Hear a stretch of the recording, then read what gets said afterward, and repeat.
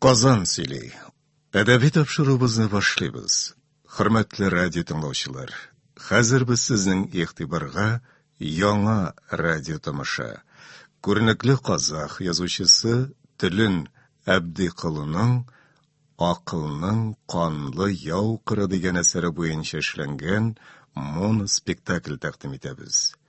Башта моноспектакльне башкаручы күренекле сәхнә остасы, Россиянең халык артисты Әсәр Шакирның әсәр турында кайбер фикерләрен тыңлап үтик.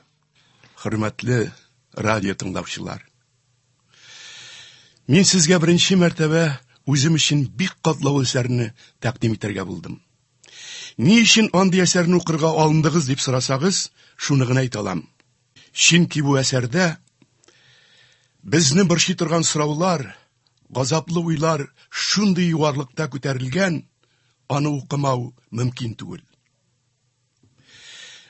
Безнең һәммәбездә ике төрле кеше яши.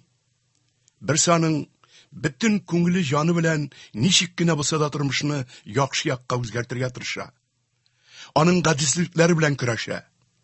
Ә икенчесе ничек кенә булмасын, үзенең теләкләрен, хисләрен, тойгыларын канәгатьләндерү өчен теләсә нинди явызлыкны да эшләргә мөмкин дип үзен акларга тырыша. Чөнки дөнья, тормыш шулай бара, шулай корылган, шулай барачак дип уйлый ул. Без һәр вакыт ике сорау алдында калабыз. Бу эш яхшымы, начармы? Бу дөньяда гаделлек бармы, юкмы? Шушы сорауга җавап биргәндә кешенең чын йөзе ачыла. Казакъстанның атказанган сәнгать эшлеклесе, язучы, драматург.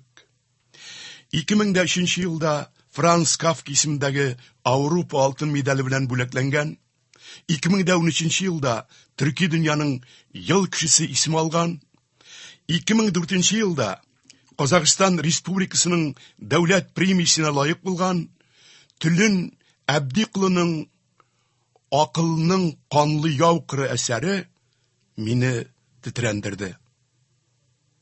Бездә татарларда мондый әсәрнең булганы юктыр дип уйлыйм. Һәр хәлдә минем андый әсәрне укыганым булмады. Хөрмәтле радио тыңлаучылар, сезгә шундый катлаулы әсәрне тыңлау өчен Ходай Тәгалә сабырлык бирсен. Ләкин андый әсәрләрдә безнең халкыбызга бик кирәк. Әйдәгез, кеше буларак үзебезгә аяк акылы белән карыйк. Сүз дә юк. Бу әсәр безнең тормышыбызга, яшәешебезгә бүтән төрле мәгънә бирә. Халкыбызның талантлы язучысы Марсель Галиев юкка гына бу әсәрне тәрҗемә итәргә алынмагандыр дип уйлыйм.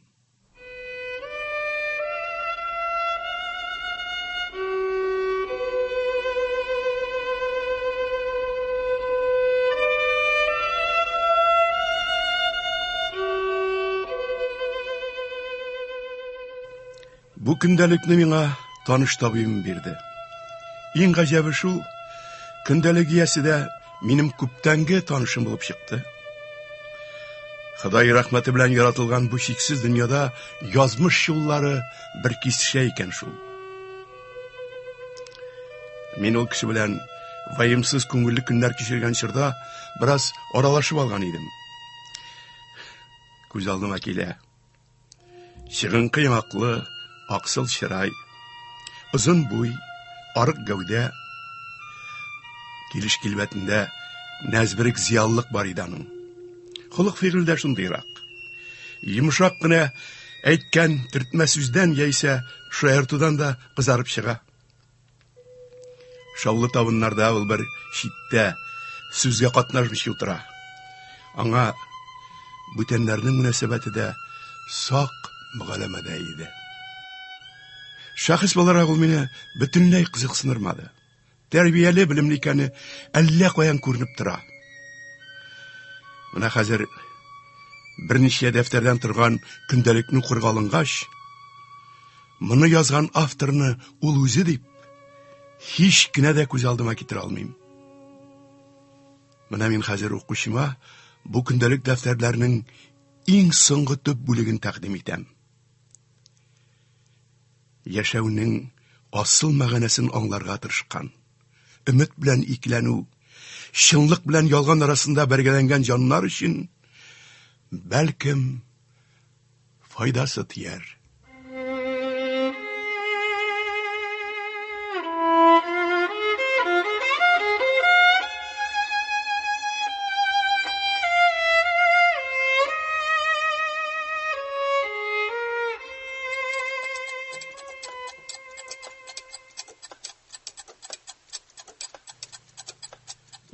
Март. Минем гомеремдә олы бер үзгәреш булды шикелле. Нинди үзгәреш икәнен үзем дә анык кына белмим. Бәлки ул күптәннән булып та, мин аны тик хәзер генә тоеп, искәреп алганмын. Бик мөмкин. Нервлар какшаган ахрысы. Әле генә ни уйлаганымны да онытамын. Көндәлегемне дә бит әнә 3 марттан башлаганмын да, аннары рәттән 3 көн бушлык. 7 марттан соң гына тагын ялганып китә. Әтеге язылмый калган көннәрдә нишләгәнмен? Үлсәм дә хәтерләмим. Гомер узган сайын бергә укыган, үсмер чакта бергә йөргәннәрнең исем-атын искә төшерә алмыйсың. Очратсаң, танып үтеп китәсең. Шулай итеп, гомерең кымга сеңгән су кебек ага бирә. Яшәү мәгънәсе нәрсәдә? Бу дөньяның гаделсезлегеннән кемгә зарланырга? Кемгә рәнҗергә? Аллаһкамы? Адәм затынамы? Бер карасаң, Худайныкы дөрес бит. Безне адәми зат итеп яраткан, рәхимле булыгыз, изгелек кылыгыз дигән. Шуннан артык ни кирәк? Уй фикер йөртүчегә тормыш, төрмә.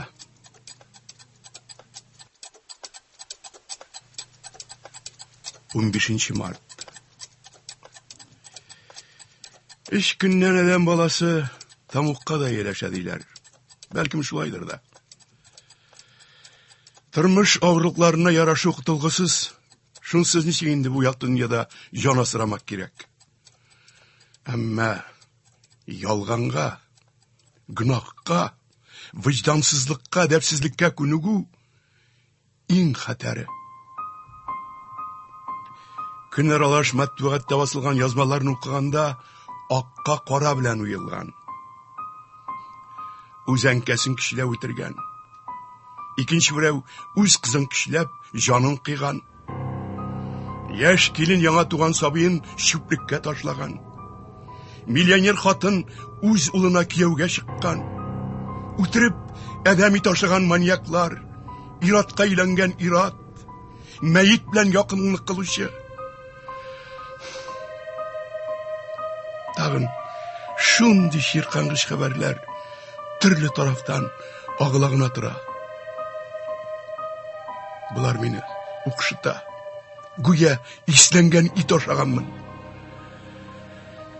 Бу булгавыр дөньядан кутылыр әмәл юк. Ни хикмәт?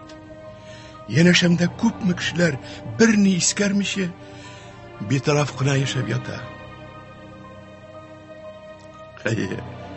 Матбугатта, эфирда дөньяны су басачагы турында шау-шу куптыралар. Әмма кайчан булачагы турында гадәттә төгәл әйтелми. Шулай булгач, аларның безгә ни кирәге бар? Әлбәттә, кайчан да булса, кояш та сүнәр, җирдә тормышта бетәр. Әмма кешелек ирешкән биек акыл, яшәешне мәгънәле иткән куанычлар, җафа чигүләр, өмет һәм өметсезлек. галәм әйләнешенә мәгънә биргән зиһенле, әхлаклык. Булар барда җиһан упкынна төшеп югалырмы?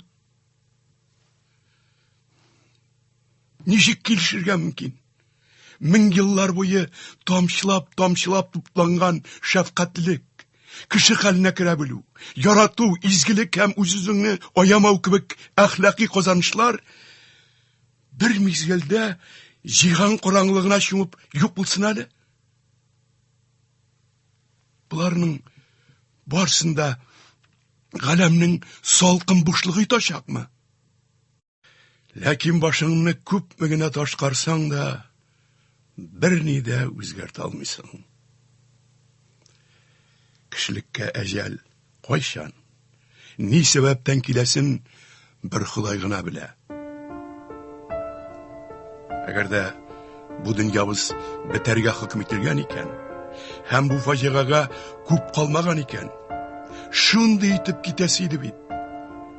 Кеше дигән исемгә лаеклыгыңны саклаган биеклектә, үз-үзеңне хөрмәт иткән хәлдә.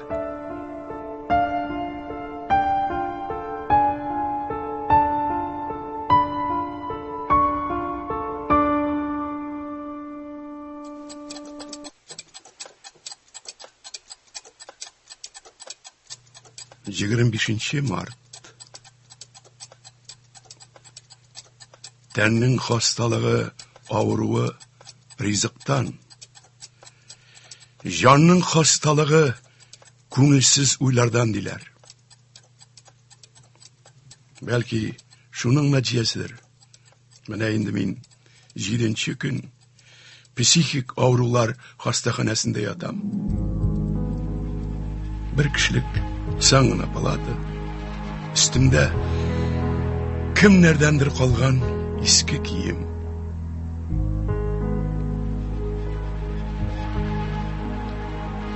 Күңелне кузгатмас өчен көндәлекне онытып торырга, кулга алмаска дип үземә сүз биргән идем.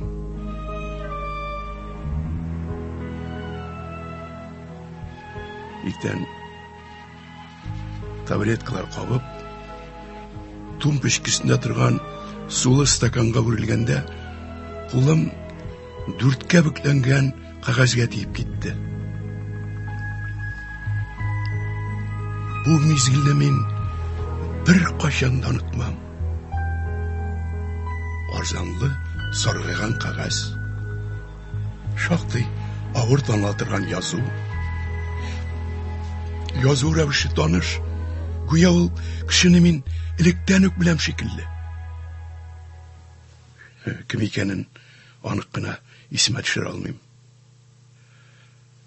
Кагазны сак кына алып укый башладым. Таныш түгел дустым. Көндәлегезгә рөхсәтсез кагылганым өчен гафу үтенәм. Көндәлегезне укыдым да уйга калдым. Сез мине тирән фикерләргә этәреп, ички бәхәс кузгатырга мәҗбүр иттегез. Минем уемча, кеше гомеренең асылы яхшылык һәм яманлыкның мәңге үзара көрәшеннән тора дигән калыплашкан фикер бәхәссез. Чөнки яшәешнең әвәленнән үк килгән бу ике мәгънәне бер-берсеннән айырып, ике якка куеп булмый. Урамнан алган кешеләрнең арасыннан берсен тутып алып, аңарда күпме яхшылык һәм яманлык ятканын ачыклап карый аласыңмы? Кеше хакында былай бер катлы фикер йөртү табигый булмас иде. Чөнки ул дошманнары өчен кабахәт, ә яраткан хатынына иң кадерле, бәһәсез. Дуслары тарафыннан ул юмарт күңелле, бик күркәм хулыклы дип бәяләндергә мөмкин. Бәр шулай булгач, ул чынбарлыкта нинди кеше булып чыга? Тормышта күп мисаллар бар. Әйбәт кеше начар кеше белән, миһербанлы кеше явыз белән дус була. Һәм киресенчә, бик тә тәрбияле, итагать ике кеше бер-берен коточкыч дәрәҗәдә күрә алмас булалар. Димәк, яшәү асылы яхшылык һәм яманлык каршылыгы гына түгел, яхшылык белән яхшылык, яманлык белән яманлык бәрелешедә. Иң мөһиме, иң хикмәтлесе шунда, яхшылык һәм яманлык Сиам игезәкләре кебек, бер-берсенең тәненә береккән. Булар аерым-аерым яши алмыйлар. Мәсәлән, әйтик, яктылык һәм караңгылык, күк һәм җир, ас һәм өс. Белгәнебезчә, су тереклек чыганагы. Әмма шул ук су язгы ташулар вакытында кытырынып, плотиналарын җимерә, йортларны агызып китә, үз юлындагы бөтен нәрсәне ботарлап юкка чыгара. Шул ук бакча, кырларны, киек җәнлекләрне, йорт хайваннарын, кешеләрне харап итә. Аннары ташу тынычлана башлый, елга үз ярларына кайтып төшә. Терек су кабаттан кешеләр өчен яшәү чыганагына әйләнә. Бер сүз белән әйткәндә, яшәтүче дә, һәлакәткә илтүче дә шул ук су. Моннан нинди нәтиҗә чыгарабыз? Яхшылык һәм яманлык бер үк матдәдән яратылган түгелме? Буларны төрле тустагынга аерып салу мөмкинме? Һәм бу кирәкме? Бу хакта уйланып карагыз әле. Таныш түгел дустым. Минем бу язмам әңгәмәбезнең башы гына. Каршы килмәсәгез, якынрак танышыйк. Сирдәш булыйк. Хат язсагыз, коридордагы өстәлнең аскы киштәсенә куеп калдырыгыз. Битаныш кырдашыгыз.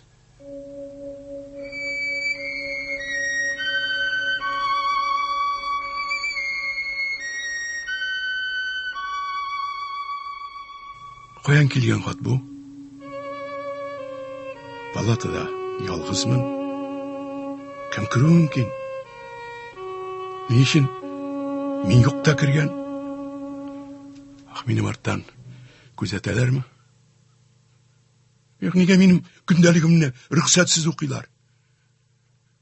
Бу хат ничек соң әле минем палатама эләккән? Шәфкать туташының кала беркем дә кермәде бит югыйсә. Димәк, мин югында кемдер берәү сугылып чыга. Кемне кызыксындыра микән? Нигә инде яшерен күзәтү? Ачыктан ачык килергә, танышырга иде.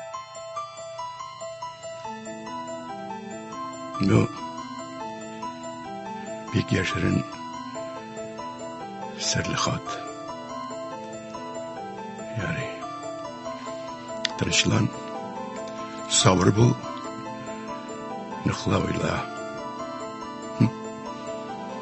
Шулай да булсын. Азмыни сәйр бәндәләр. Син үзеңнең психик авырулар яткан хастаханәдә икәнен онытма. Монда җирдә әкәмәт кешеләр җитеп ашкан. Үземне шулай ватып, бу хәлгә әллә ни зур әһәмият бирмәскә дигән карарга килдем.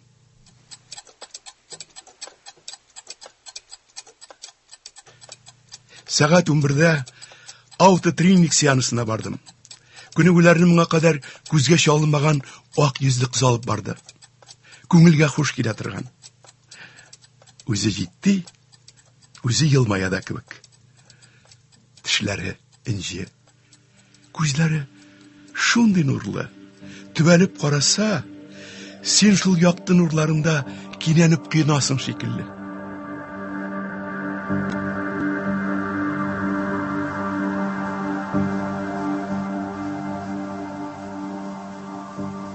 Үзегезне иркен тотыгыз. Менә бөтен тән күзәнәкләрегезгә ләззәтле дулкын тарала. Сез гүя рәхәт йокыга таласыз. Йокыга таласыз.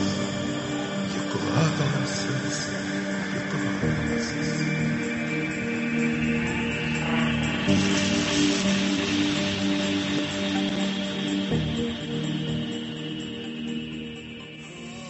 Тын гына музыка салкый башлый.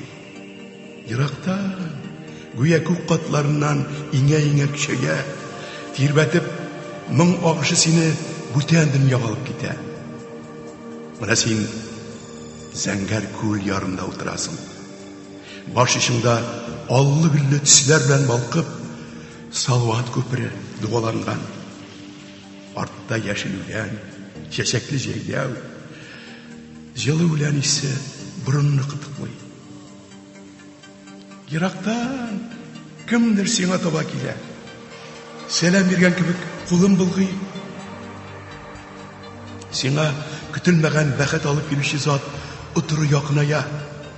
Менә ул янәшәңдә генә кулыны сузып каглырга була. Кинәт, хәзер инде уяныгыз. Күңелегез күтәренке, тәнегез җиңеләйде, буегызга көч, җаныгызга җиңәр инде. Сез хәзер ишарга хәзер. Уяныгыз, уян. Теләр-теләмәс кенә күземне ачам, киерелеп куям.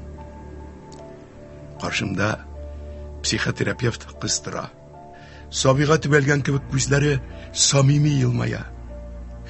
Гүя ул башымнан сипар хәзер.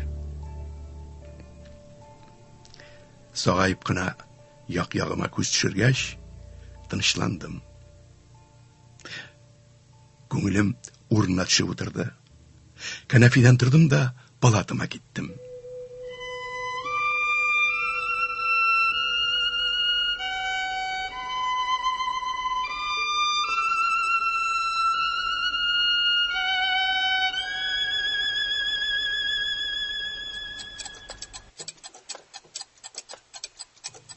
Егерме 6 март. Төнлә булгавыр төш күрдем. Караңгы коридордан киләм имеш. Юлыма аркылы төрле яткан тимер тимырларга, иреле ваклы әрҗәләргә бәрелмәс өчен капшанып киләм. Каядыр ашыгам, тиз атларга тырышам. Көтмәгәндә муенымны кинәт үткен нәрсә сызып үтте. Күз кырый белән искәреп калдым.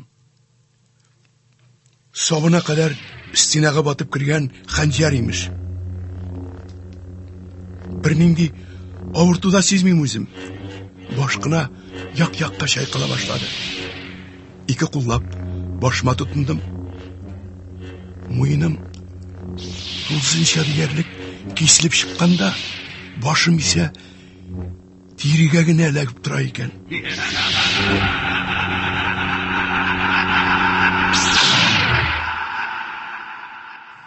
Ширкангыч хәләт. Мин сыңар кулым белән баш түбәсендәге чәч учмасыннан тотып, икенче кулымны сузып, сукыр кешесеман капшанып бара башладым. Бик сагытларга кирәк. Берәр нәрсәгә авынып егылсам, башым муенымнан ычкынып, караңгылыкка тәгәрәп китәчәк. Аннан соң изләп табып кара. Коридорның азак булмас кебек. Шушы хәлемдә мәңге барырга хөкем ителгәнме әллә? Бәлә бу. Ниһаять, стеналар аерылып китә. Зур бүлмәгә килеп керәм. Кунакханәгә ашаган. Якты, түшәме биек. Бик күп кешеләр җыйналган. Якындагы кәнәфигә шыпырт кына килеп утырам да, тәвәккәлләп башымны өзеп ташлыйм.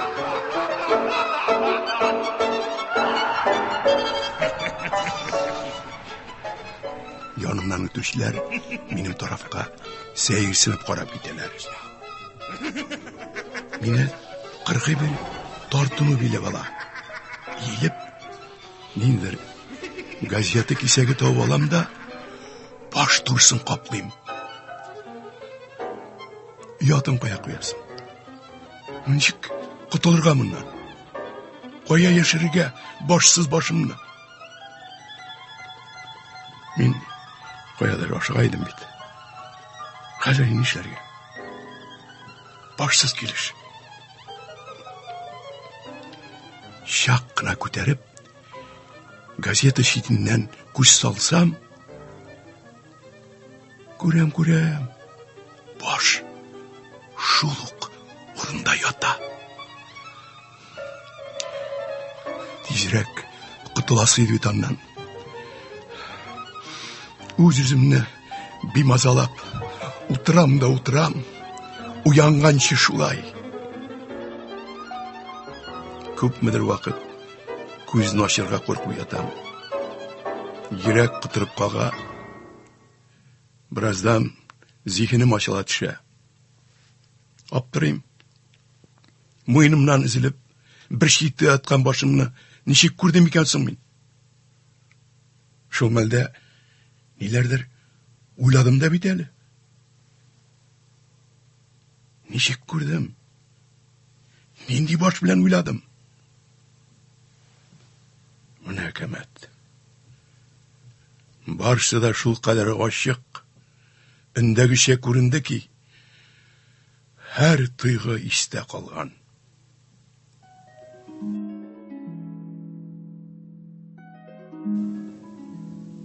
Аннары мин йокыга китә алмыйча бик озак яттым. Саташу әрсез шивен кебек ябышкак булып чыкты. Күзне йомарга өлгермисең, муенның üzülгән урында кызыл ит кисәкләре тырпайган баш пәйда була.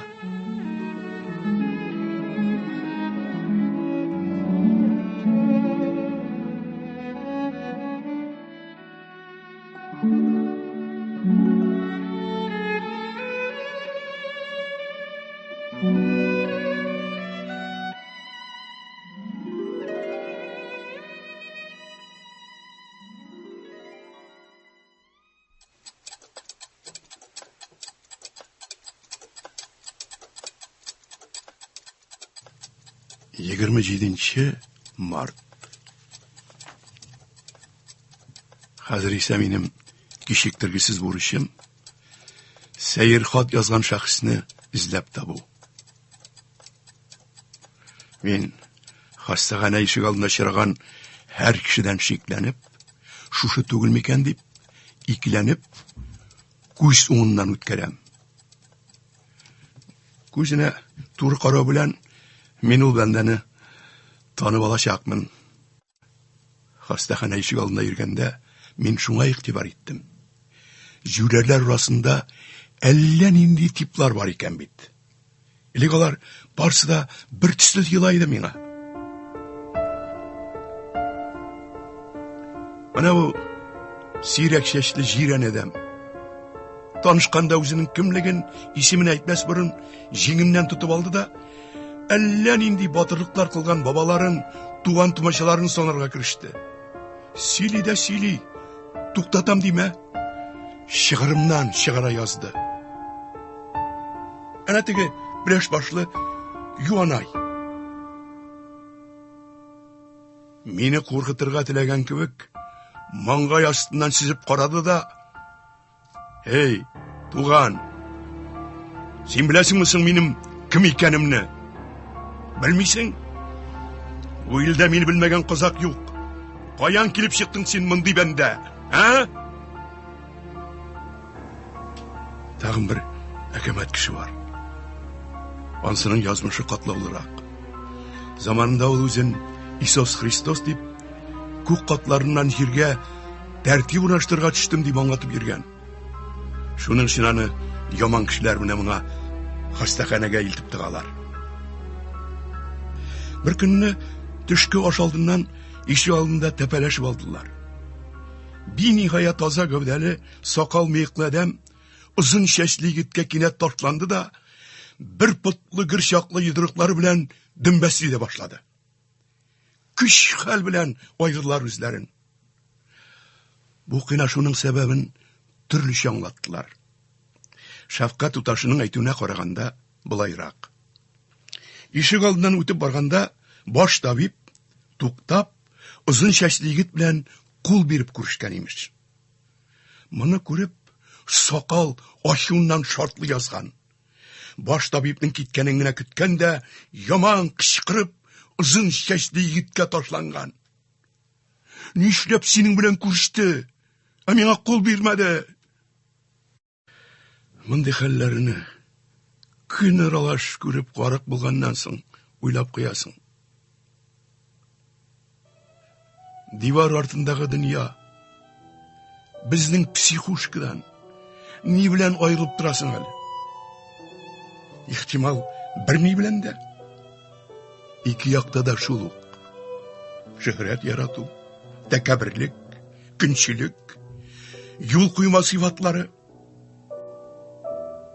Төштән соң давалаучы табибка каралырга кердем.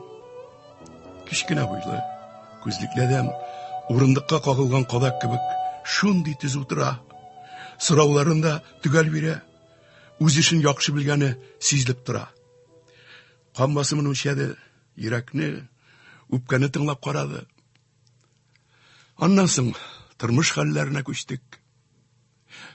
Хастаханәгә кадәр ничек яшәүемне белеште.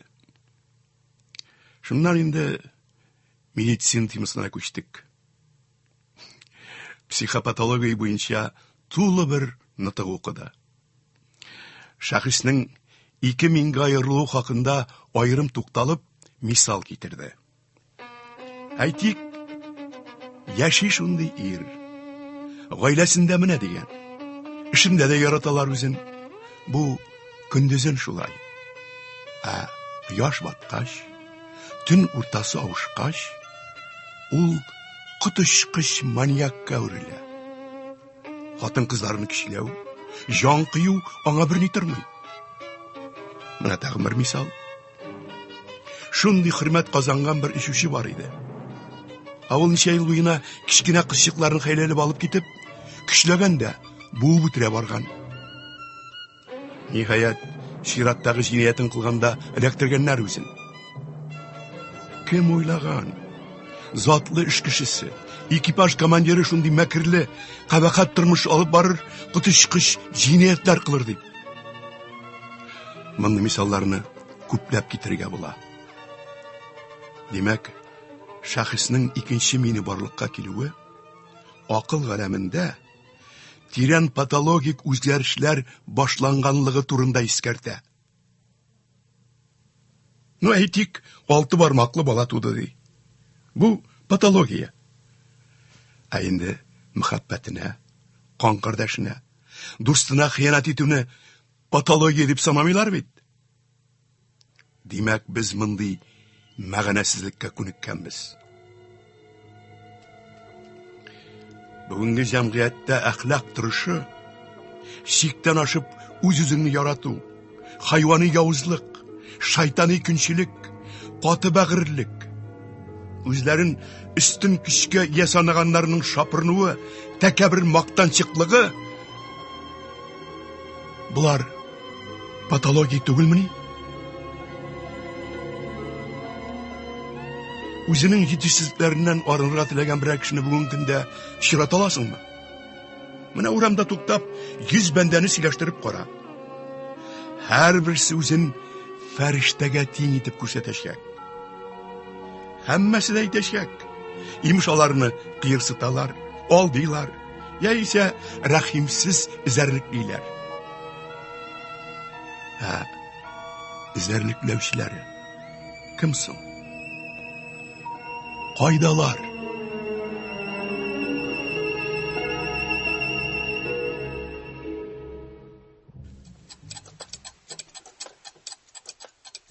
Утыз беренче март.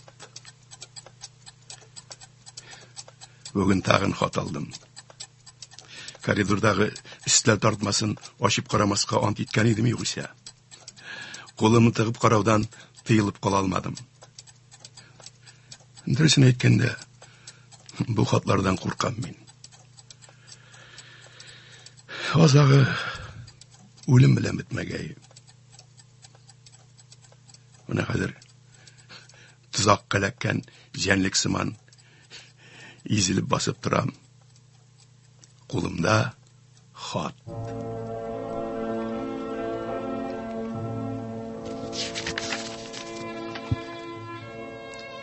Битаныш замандашым. Сездән җавап алмаганнан соң икенче рәт хат язамын. Көндәлегезне рөхсәтсез укыганым өчен кичерүгезне сорыйм. Укыгач шуны аңладым. Сез бары тик фақат изгелеккә генә ышанасыз. Зулым барлыгын танымыйсыз икән. Минемчә, икесенә дә ышану кирәк. Гаделлек асылында минемчә, икесенә дә тигез ышану ята. Тормыш арбасының ике тәртәсе бар икән, һич шиксез аның берсе зулым. Әмма аның асылы, сез уйлаганча, кешеләргә яманлык кына иңдерүгә корылмаган. Мисалга үлемне алыйк. Һич икләнмичә, үлемне соң дәрәҗәдәге вафатка тиңлиләр. Әмма сез, дустым, уйлап карагыз әле. Әгәр әҗәл килмәсә, безнең тормышыбыз ни хәлгә тарыр иде? Картайган, хаста кешеләр, явызлык кылучылар, җинаятьчеләр, бөтен кешелеккә бәхетсезлек китерү белән янаган кансыз тираннар үлмәсә, җирдә кытыш-кыш тамук барлыкка килер иде. Үлем аркасында гына җирдәге тормыш агышы туктаусыз яңарып тора түгелме? Без менә йылан агуыннан куркабыз. Әмма безне сихәтләндерү өчен кулланыла торган дару да шул агудан ясала ич. Шулай булгач, әйтеп бирегез миңа. Йылан агуы яхшымы, яманмы? Һәммә нәрсәгә, дустым, шушы ике ярлыкның берсен тагу гына ярамый. Бу халат миңа файдагамы, әллә зиянгамы дип кенә яхшылык һәм яманлык сифатын бәяләргә күнеккәнбез. Хәзер инде ялган һәм алдануга килик. Тәрбияле адәм затларга ялган чирканыш. Әгәр дә менә ялган телгә килсә, без мондыйрак сүз ишетер идек. Эй, агайнылар, минем аркада гына сез исән саулар. Минем аркада гына сез үзегезне ышанычлы хис итәсез түгелме? Әгәр дә сез һәр чак дөресен, фақат дөресен генә әйтсәгез, күптәннән инде бер-берегезнең бугазын чәйнәшер идегез. Күпме тапкырлар минем аркада кутылып калдыгыз. Миңа таянып, тагын күпме кутылачаксыз әле. Миннән башка сез бер көндә яши алмаячаксыз.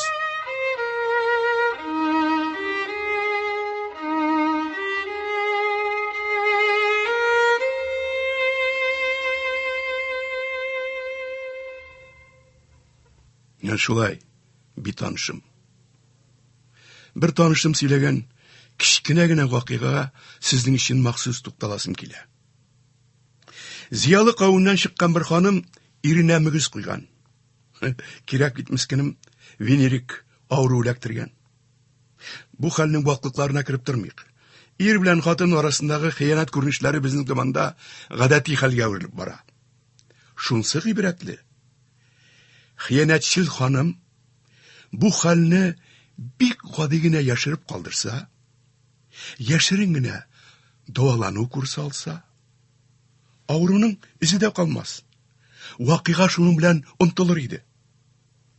Чөнки бүген көндә бу хәтәр авырудан кутылу җиңел хәл ителә. Ләкин шундый хәлгә таруын ханым бик авыр кичерә. Иремне ятка калдырдым, мин аңа лаек түгел дип, кайгысына түзә алмыйча, асылны бүлә. Нәтиҗәдә ир хатынсыз, бала анасыз кала.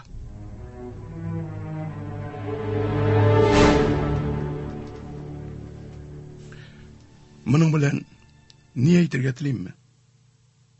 Кылган гынахларыңны йымып, бәхетеңә күләгә төшермичә, намус һәм вөҗдан кебек мәгънәләрнең югары кимәленә омтылмыйча гына яшәргә була иде бит югыйсә. Хәзер инде яңадан кайтарып кара, шилпәрәмә килгән бәхетеңне. Каян килә бу ышаныч, алданып юкка барган тылу? Шушы нәрсә җирдәге тормышны харап итәчәк тә. Табигатьтә булуы мөмкин булмаган илаһи чисталык турында хыялланып, аңымызны агулап, ни нәрсәгә ирешәбез соң әле?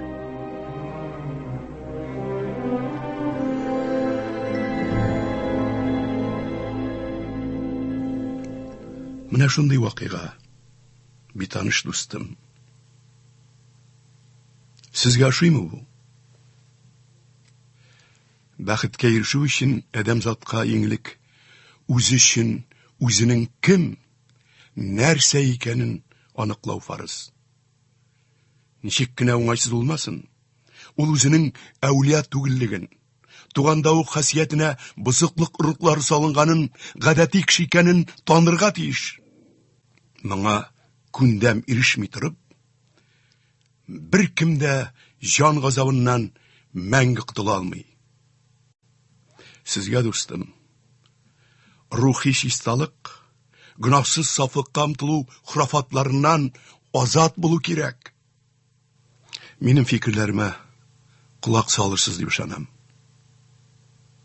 Сезгә теләктәш булып хат көтеп калам. Битаныш кырдашыгыз.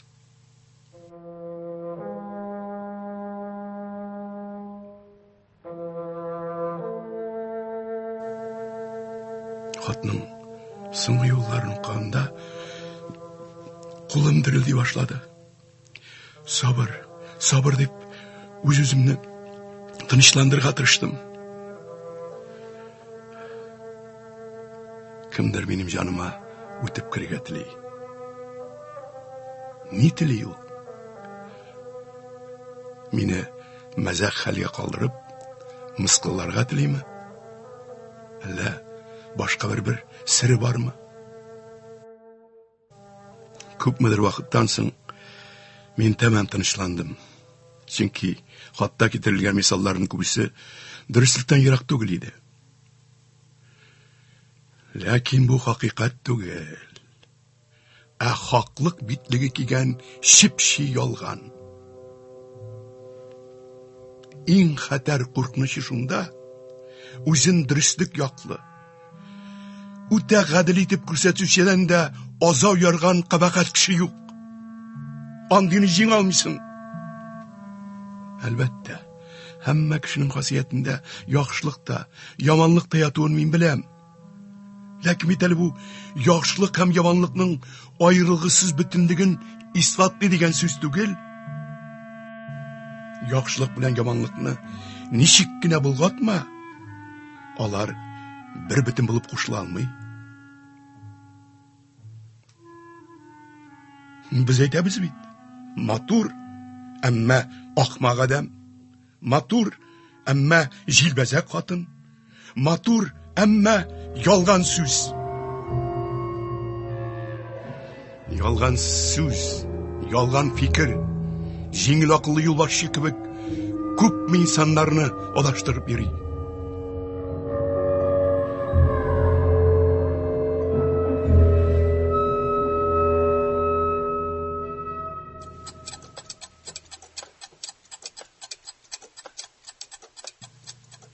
Birinci April.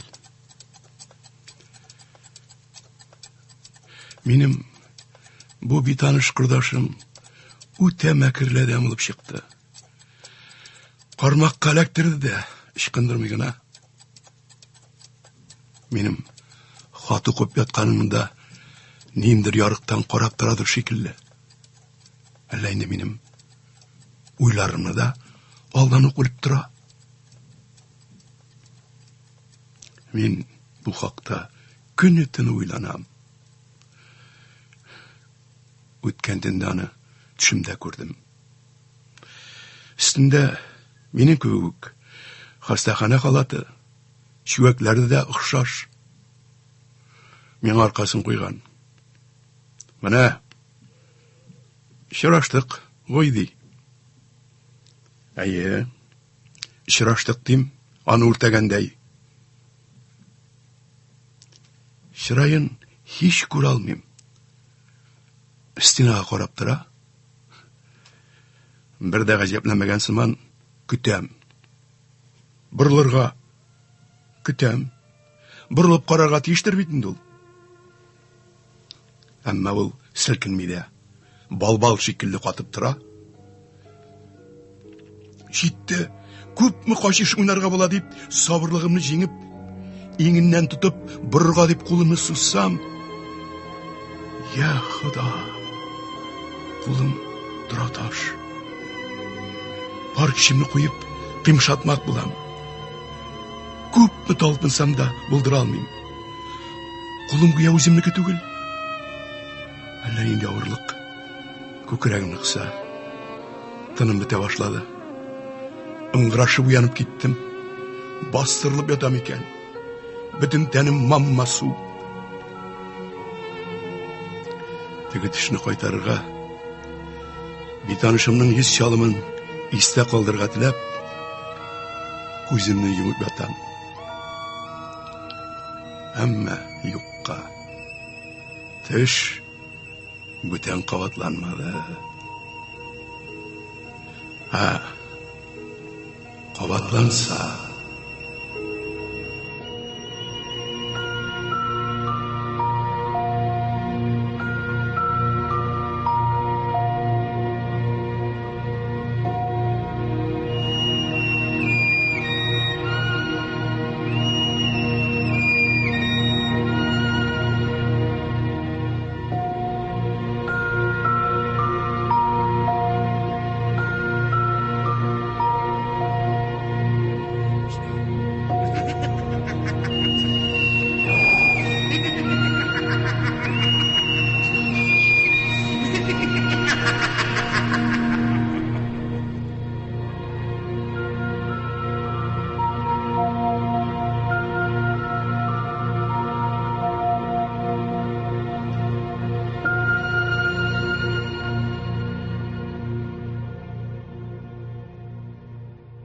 Сез күренекле казак язучысы Төлін Әбдиколының «Акылның канлы яу кыры» дигән әсәре буенча эшләнгән моноспектакльнең беренче өлешен тыңладыгыз.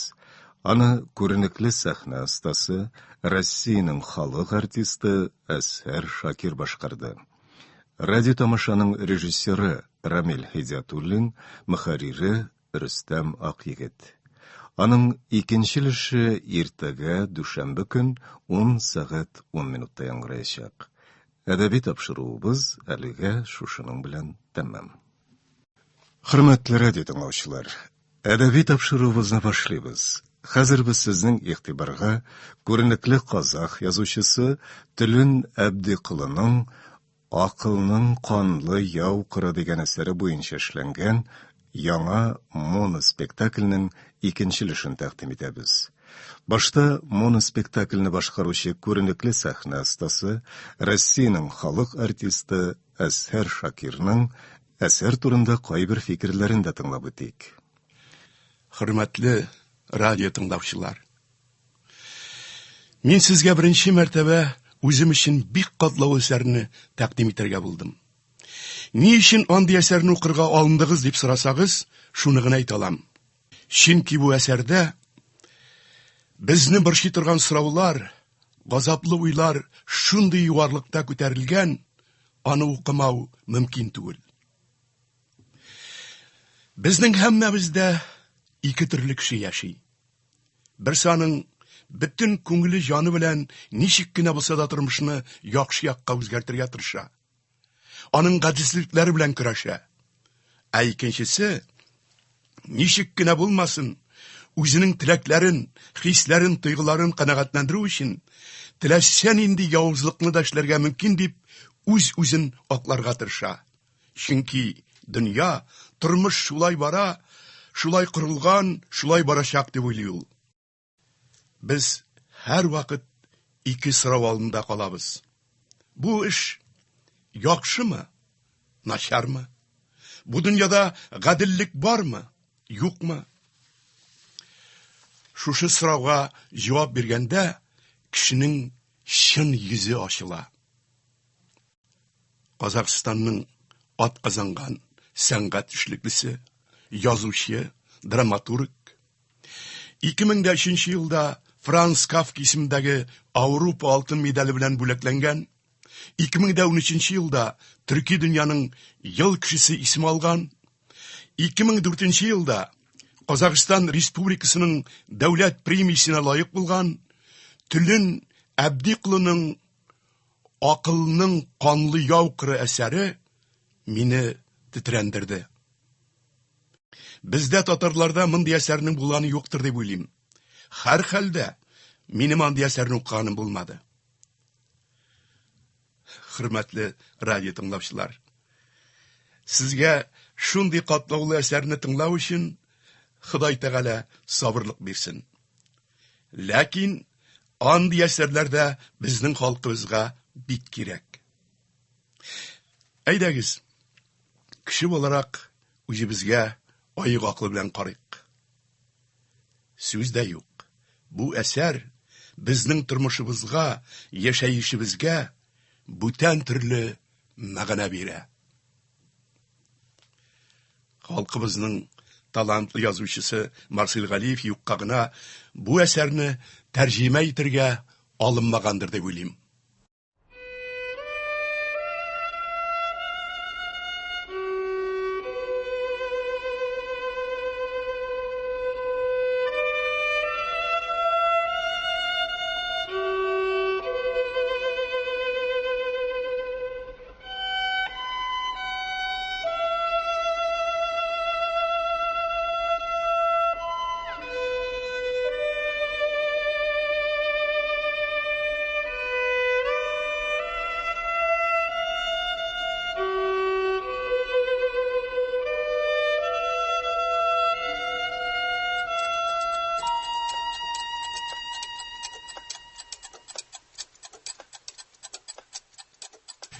Икенче апрель.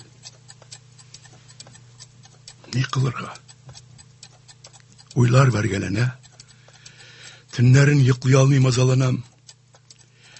Иртән ватылып торам, баш шаулый. Юк. Булай дәвам итә алмый.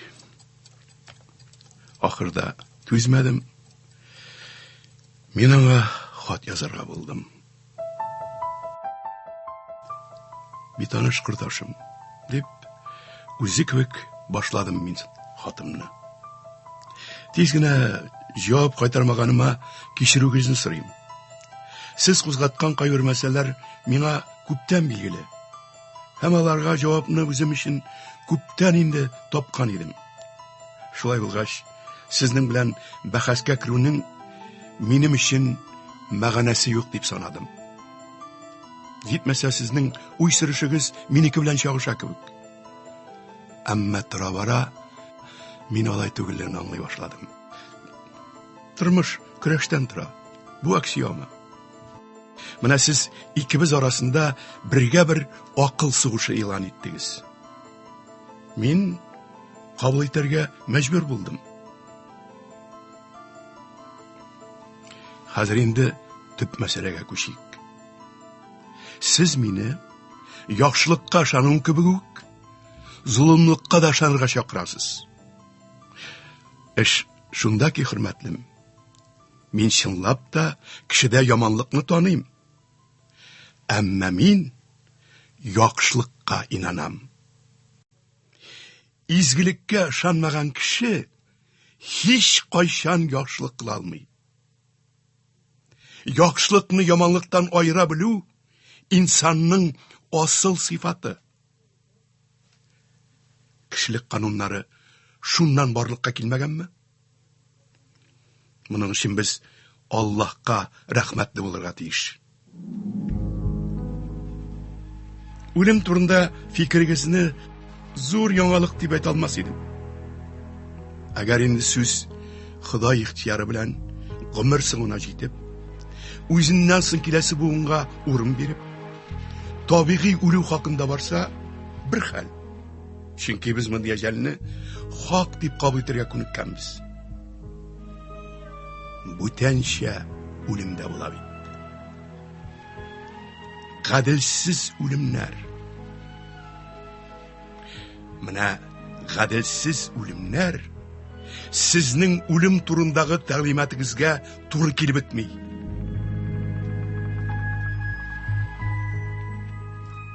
Ялган турында фикергездә каршылыклы. Әйе, халыкларның ялган ичендә яшәве, шуның аркасында исән калуы кешелек тарихында булмады түгел. Булды. Хәзерге көндә дә ул дәвам итә. Моның сәбәбе җәмгыятьнең ялганга нигезләнүендә. Дөреслеккә таянган гадел җәмгыять төзелсә, Гали җанап ялган шундук фаш ителер иде. Һәм ул сез язганча үзен тәкәбер, хавалы талмас иде. Хатыгызның соңында турлыклы ирнә хыянәтен кичерә алмаган хатынның асылны бүлү вакыйгасын мисалга китерәсез. Ләкин бу мисалыгызны суфилык мутлык итеп кабул итәм. Акылның хәйләкәр уйны. Ә бит тормышта киресенчә. Яраткан хатыны хыянәт иткәннән соң, гадәттә ирләр асылны үлә. Моңа әллә күпме мисаллар китергә мөмкин. Яхшылык һәм яманлык бер кайчан да тиң була алмый. Явызлык кылуның 1000 түрі бар. Ә явызлык кылмауның түрі фақат бер генә. Ул явызлык кылмау дигән бер акыллысы. Кулыңнан килгәнчә яхшылык кыл. Ә яманлык кылуга тырышлык кирәкми. Хатым соңында шуны әйтәсем килә. Сезнең дөньяга карашыгыз чагылышында минем якты хисләремне, җанымны рәнҗетү сизелә. Сезнең белән фикер алышу авыр миңа. Шуңа күрә якынаю, яисә дусларча аралашу теләге дә юк. Мине тынычлыкта калдырып, үзегезгә тиң бүтән бер зиялы әңгәмәдәш тапсагыз, әйбәт булыр иде. Bir tanışığız.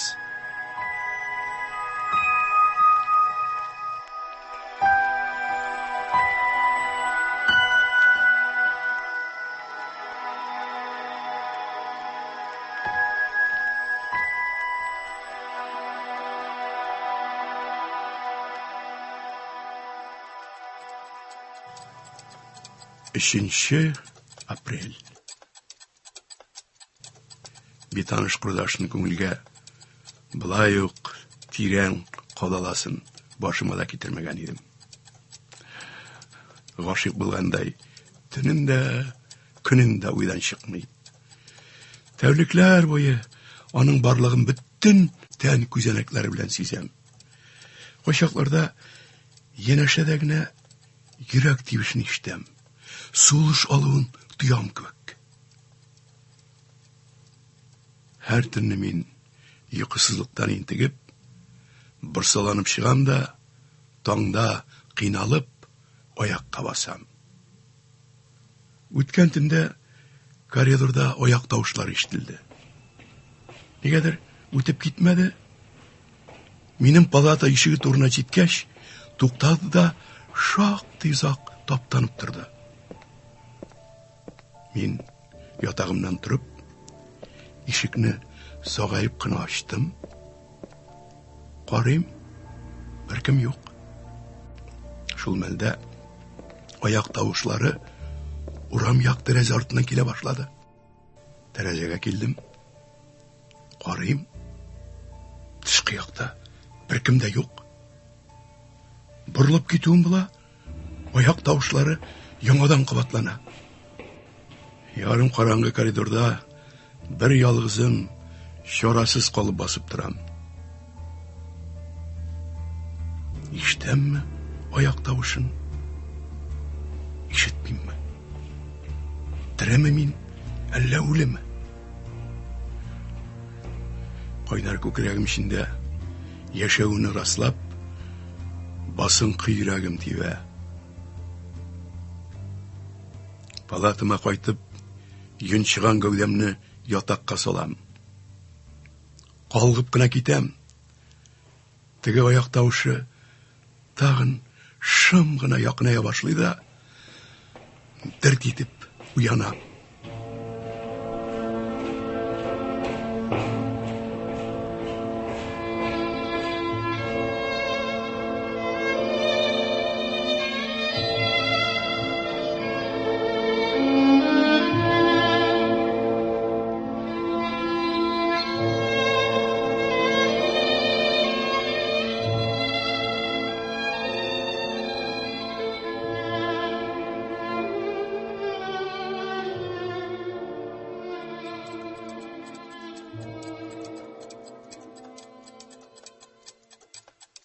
Җиденче апрель. Иртән мендәрдән башымны күтәрүгә тумбыч көсендәге хатны күреп алдым.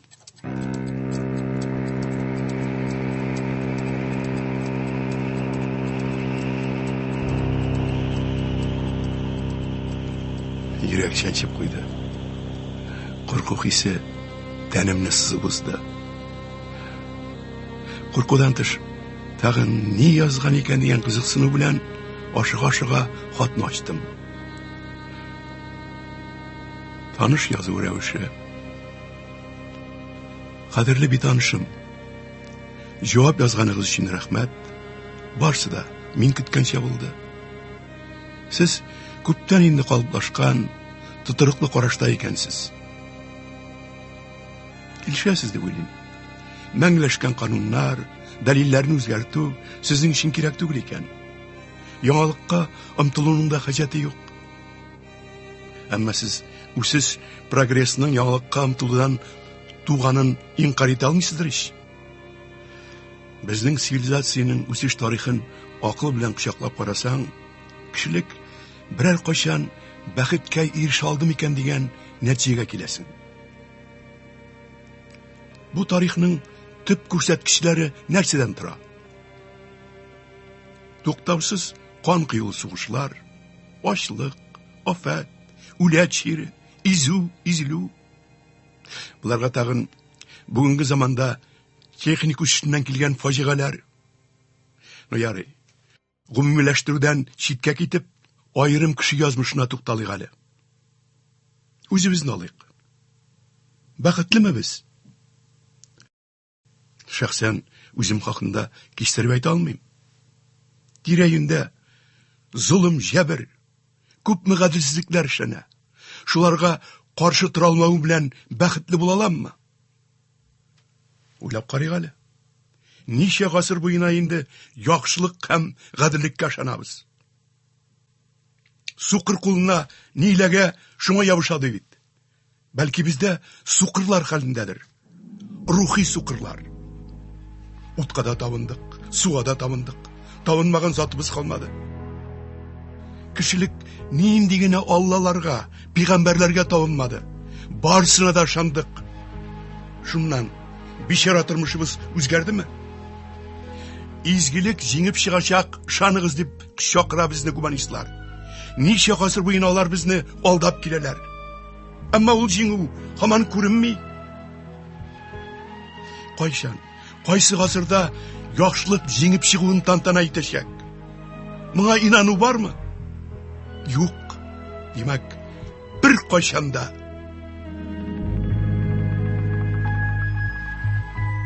Шулай дустым, никадәр генә өметләнсәк тә, безнең күп кенә теләкләребез чынга ашмый. Ник алай дигән хаклы сорау туа? Чөнки үз акылы яссылыгында кешелек күптән инде адашып калды. Бәлки, яхшылык һәм яманлык храмын салганда, төзелеш кануннарында хата киткәндер.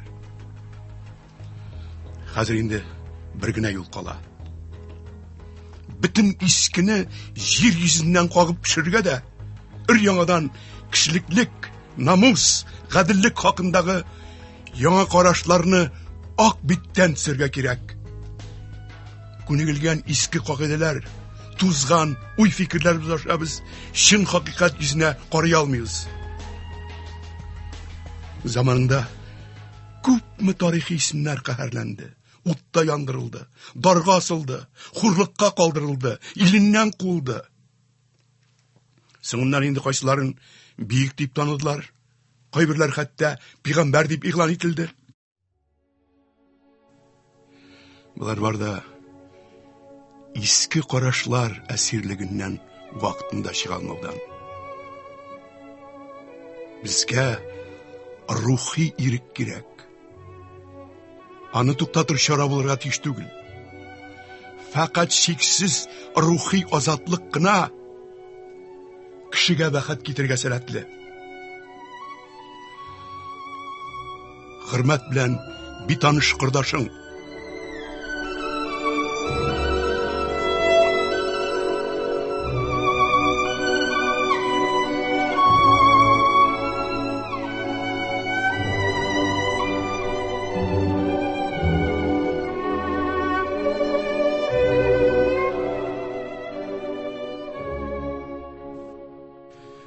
Үземне белештермичә, кычкырып, коридорга ташландым.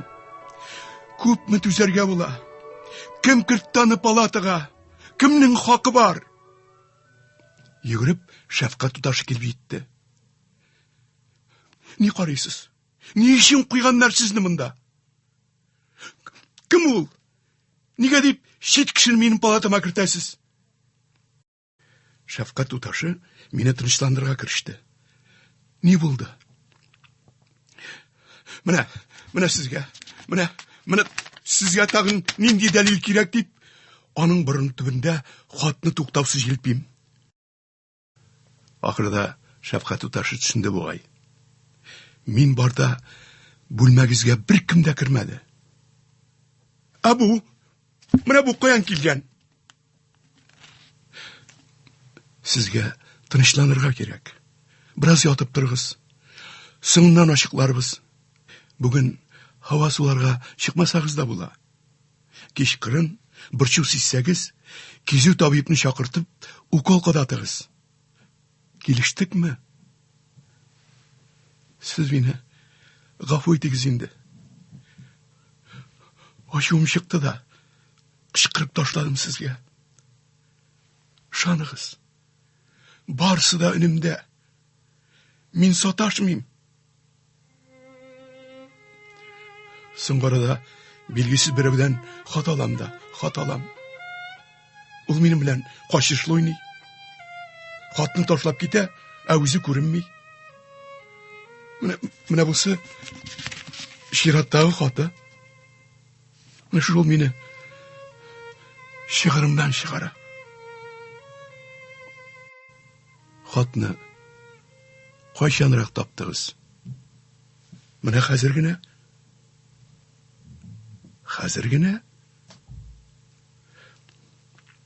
Мин монда күптән түгел генә эшкә урнаштым. Бар нәрсәне дә белеп бетермим әле. Мин сезнең зарыгызны истә тотармын. Ә хәзер ятып, ял итеп алыгыз. Шулай дип ул ишекне сакна ябып чыгып китте. Мин бик озак тынычлана алмадым. Түзмәдем. Хатка җавап язырга утырдым. Хөрмәтле битанышым, сезнең белән качыш уйнап, бер-беребезне күрмичә генә итешә башлаганга хәтсез вакыт үтте. Әле бер темага, әле икенче темага күчәбез. Бөтенесен бер күчкә юбызның максаты һәр кем үз дөрестлеген исбатларга теләүдәндер. Әгәр без уй-фикерләребезнең юнәлешен ачыклап, ал шартлар куеп килешмәсәк, безнең бу бәхәс гомер азагына кадәр сузылачак. Шулай итеп, сез раслаганча, кешелек узган юл фаҗигале алданудан гына тора. Моннан чыгып, изгелек, мөхәббәт, нәфрәт, бузыклык, сафлык кебек төшенчәләр ялгыш калыплашкан. Шулаймы? Моннан ни килеп чыга? Рухи омтылышыбыздан, югары идеалларыбыздан ваз кичәргәме? Бәхетсезлекнең сәбәбе гыйбадәтханәләрнең дөрес төземәүдә түгел, без аларны мәсхәрә иттек. Кадерләп, чисталык үрнәгендә тута алмадык. Һәр җан иясе, шул исәптән адәми зат та җирдә үз җирен яуларга омтыла. Бу бәхәссез.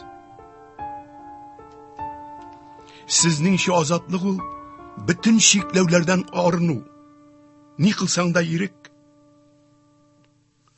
Сезнеңчә имансызлык, хыянәт, бузыклык, караклык, кыскасы уйга ни килсә, шуны эшләү ирек булып чыгамы?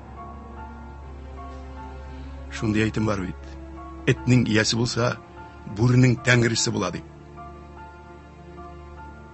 Бәлкем кешелекне бузыклыкка бирелеп, рухи таркалудан нәкъ менә дин саклап калгандыр әле. Аллаһтан курку инсанны хайваннан айырды. Сез моның белән килешәсезме? Үз кызың белән җинси якынлыкны кылу шәригать законы тыя.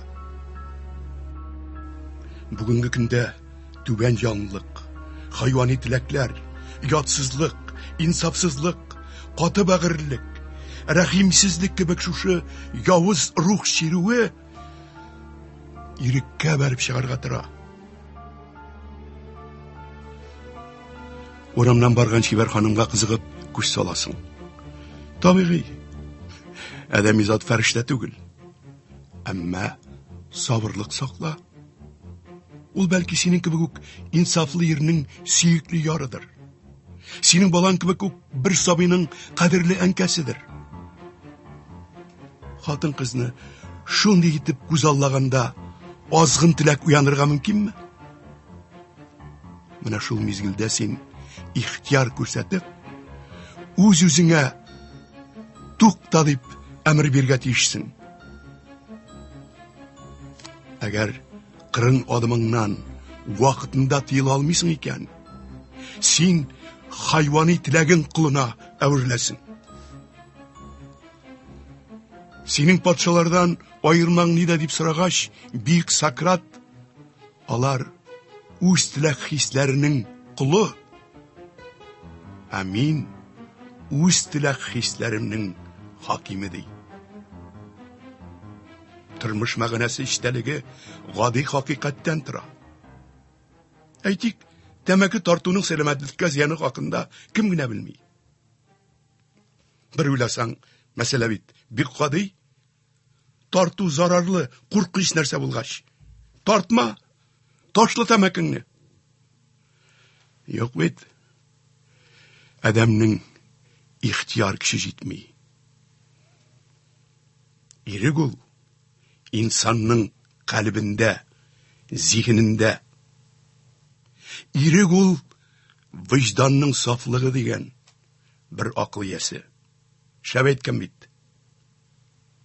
Изгелек кайсы гасырда җиңүгә иреште? Моңа дәлил бармы дип хәйләле сорау куйган буласыз. Изгелекнең җирдәге золымны бөтенләй тамырыннан кубарып атуына ышану сабыйлык булыр иде.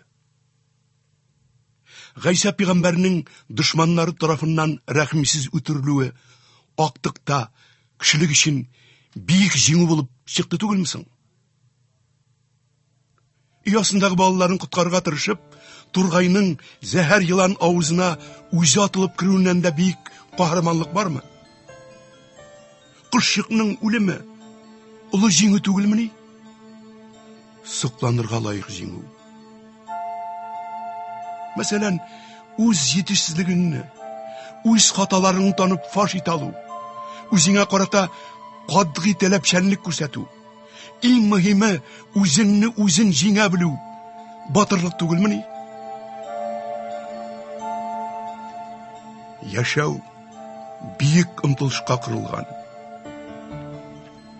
Әмма Худайдан бүләк ителгән изге ниятләрне без әтарафлы файдалана алмадык.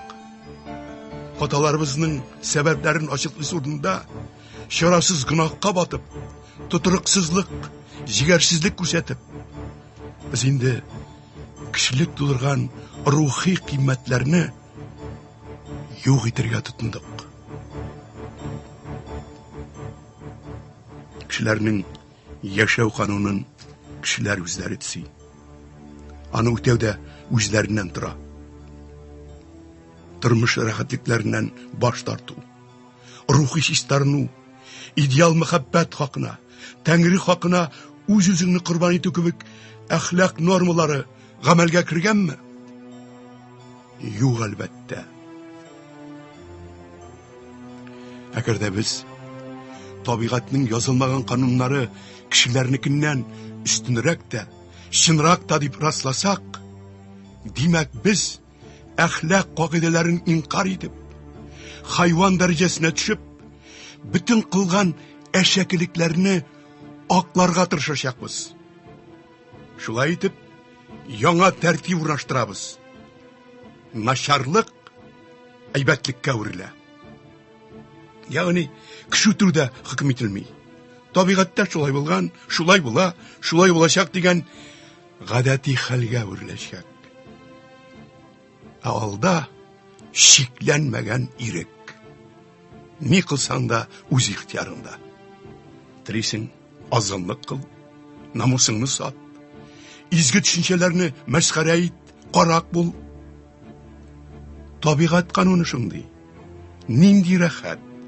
Зинданнан кутылган тоткын кебек, дүрт ягын кыйбыла. Юк, битаныш замандаш. Яшәү дигән бийек уен кагыйдәсе борынгыдан килә. Һәм аны көчлеләр түгел, көчсезләр боза. Шунсын да әйтик. Тарихка күз салсаң, эзәрлекләнеп, күпме каһарманнарның утта яндырылуы, еретик дип асып үтерелүе, күпме тәкъвалар, пигамбәрләрнең үлемгә хөкем ителүе халык тарафыннан түгел, хакимнәр тарафыннан эшләнә. Халык исә газап чигүчеләрнең исемнәрен генә тарих әҗәленнән йылып алып, мәңге хәтердә саклый. Хуш булыгыз, битаныш.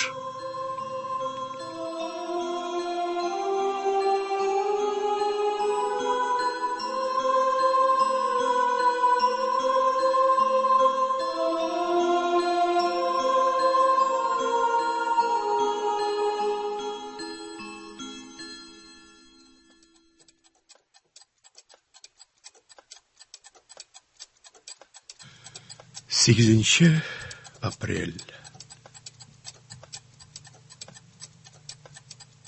Ялгызлык хакында уйланам.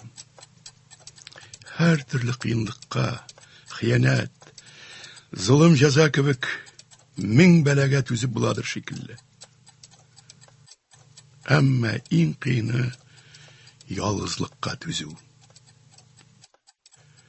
Үз-үзеңне үтерергә төп сәбәп ялгызлыктан килә. Яраткан, хөрмәт иткән якыннарың янәшәсендә булганда, мондый уй башка да килмәскә мөмкин.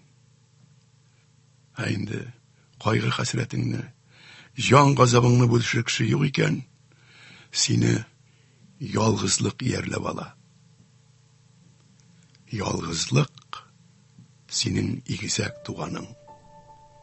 Ялгызлык синең аерылгысыз язмышыңа үрелә. Син аңа ихтиярсыз буйсынып, итәгенә ябышасың да, гомер соңына кадәр күндәм ияреп барасың да, барасың. Аннар инде теге дөньяның томанлы хаятына күчәсең. Ялгызлык комсыз кара төнлек шикелле. Җандагы бар яктылыкны, яшәү җигәреңне, өмет куанычларыңны кайтарусыз суырып ала. Ялгызлыкның шымлы сулышы миңа да якынлашып килә. Мин аны тарыккан җаным, сагайган йөрәгем белән тоям. Ниһаять мин автотренинг сәгате җиткәнен көтеп алам. Ашыгып шунда йөгерәм. Миңа тизрәк шивәр табибаны күрү кирәк. Кәнәфигә утырдым да йыйдым. Бөтен сеанс буена йокыга салышып утырдым. Инде бетте дигәч тә күземне ачмадым. Бераздан йокыдан уянган рәвеш чыгарып, күземне ачсам, ни гаҗәп. Нәкъ каршымда, сынап, туп-туры миңа карап, табиба кыз басып тора. Йөзендә искиткеч ягымлы елмаю балкышы. Күз карашы шундый мөлаем, җанны рәхәт җылыта торган. Кешегә күп кирәк менә. Менә шушындай миһербанлы бер караш бәхетле мизгелгә якын айта да куя. Әмма ул кинәт кенә: "Сез бит йокламадыгыз." Ә мин тирән йокыга талуыма бөтенесе дә ышанган дип уйлаган идем. Капылт кына ул минем кулымнан тотып: "Менә сез үзегезне бимазалаган уйларны миңа бирә аласызмы?" диде. Мин аптырап калдым. Сезгә бирергә? Ничек итеп? Дулкыннан улан уч төбем тирләп чыкты. Мин сак кына кулымны алдым. Табиба кыз: "Яле, тынычланыгыз. Мин бит сезне үпкәләтерлек сүз әйтмәдем шикелле" дигәндәй, элеккечә күз сирпеп тора. Аның күзләре диңгез кебек тирән, таңгы дала кебек җимелди. Туңган йөрәгемә илаһи җылылык агылдыра. Бу күзләр мине тынычландыра, хозурлык бишегендә юата, назлы тирбәтә. Күңелегезгә тиярдәй сүз әйткән булсам, гафу үтенәм дия иде аның шәфкатьле күзләре. Мин сезнең рәнҗүгезне теләмим. Иштән сызланган уйларыгызга дәва булмасмы дип кенә. Җанга җаннан башка шифа юк. Карагыз әле. Күзләремә туры карагыз әле. Җанның асыл чагылышы күзләрдә. Сезнең яктан җанны сыйпап, нәзбрек, җылы җил агымы килә дидем мин күз карашым белән. Беренче күргәндә үк сизгән идем аны. Әмма мин ул чакта бу ягымлы җыллыкның кемгә юнәлтелгәнен аңламаган идем. Барыбызга да, шул ук вакытта беркемгә дә түгел. Хәзер сез фақат миңа эндәшәсез. Әйе, мине тынгысыз уйлар борчый. Шул кадәр күп алар. Шул кадәр күп. Мин аларны сезгә биргә куркам. Аларның барлыгын белмәүгез үзегез өчен әйбәт. Сезне газаплы уйлардан коткару минем өчен бәхет. Аның бу сүзләре колагыма ап-ачык ишетелгән кебек тоелды. Нәрсә? Сезне газаплы уйлардан коткару минем өчен бәхет дип ачык итеп кабатлады ул. Мине талкыган уйларны сезгә бирү, язмышымны тапшыруга тиң дидем мин, үнсіз диалогымны дәвам итеп. Мин барын да кабул итәргә әзер дип җавап бирде аның тәвәккәл карашы. Чынлапмы? Чынлап диде ул, катыгы итеп. Буасын ерык бер кылган су куәте кебек хисләр ташкыны минем кыргаксыган күңел дөньяма бәреп кирде. Мин әкрен генә аның кулын сыйпадым. Ул карышмады. Чарасыз калгандай, моңсулык үретелгән күзләрен түбән төшерде. Аннары кулын сак кына хәрәкәт белән тартып алмакчы булды. Мин hiç кындырмадым. Чөнки йөрәгем ышаныч белән тибә. Әлбәттә бу җиңел акыллык иде. Мин аны үземә таба якынайттым. Аның дымланган кулы сизелер-сизелмәс кенә калтырый иде. Я Худа, ул күндәм караусыз була барган сайын миндәге ятсылына барган теләк, каныйсын сизгән акула кебек аяусызлык чигенә җитте. Үземне танымыйм. Гүя мине алыштырып куйдылар. Ниһаять, күңел күзем ачыла төшә.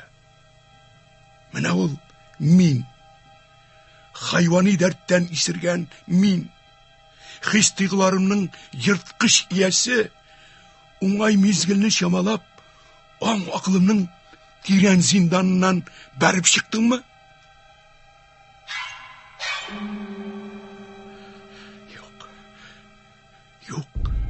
Юк, hiç кайчанда.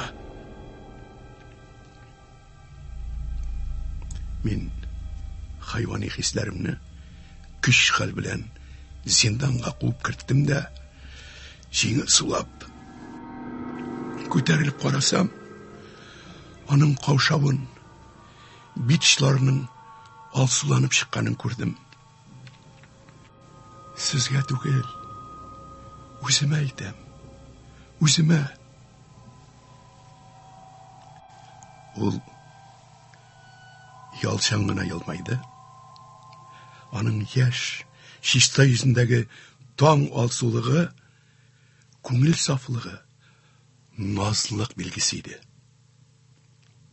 Гомумән, кешеләрнең кызара белгәне ички матурлыкка, иман нурына ия була. Ул янәшәмдә утырып, нидер әйтергә теләде. Әмма мин иреннәренә сак кына бармак очларын тигездем. Кирәкми. Җан белән җан аңлаштылар. Сүзләр артык монда. Бер ни дә әйтмәгез. Ул яңгыратып көлеп җибәрде. Нурлы күзләр белән шундый ягымлы карады ки,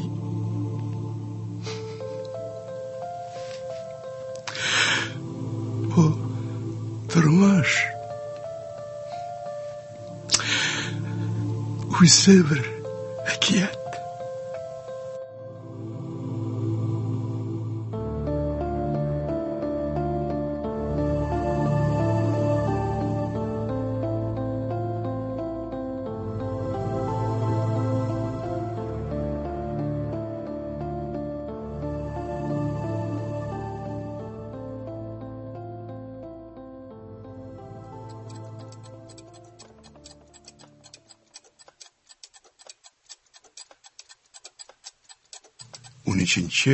Апрель. Күңел иләс-миләс. Башым авыртып җафалый. Көндәлекне язарга да кулым бармый. Билгесез кырдашымны җыйрыктым әллә. Хәбәре юк. Нигә борчыламсың әле? Үлсәң иде, яшәсәң иде. Һәм аның биргән усал уйлары җанымны тынгысызлый.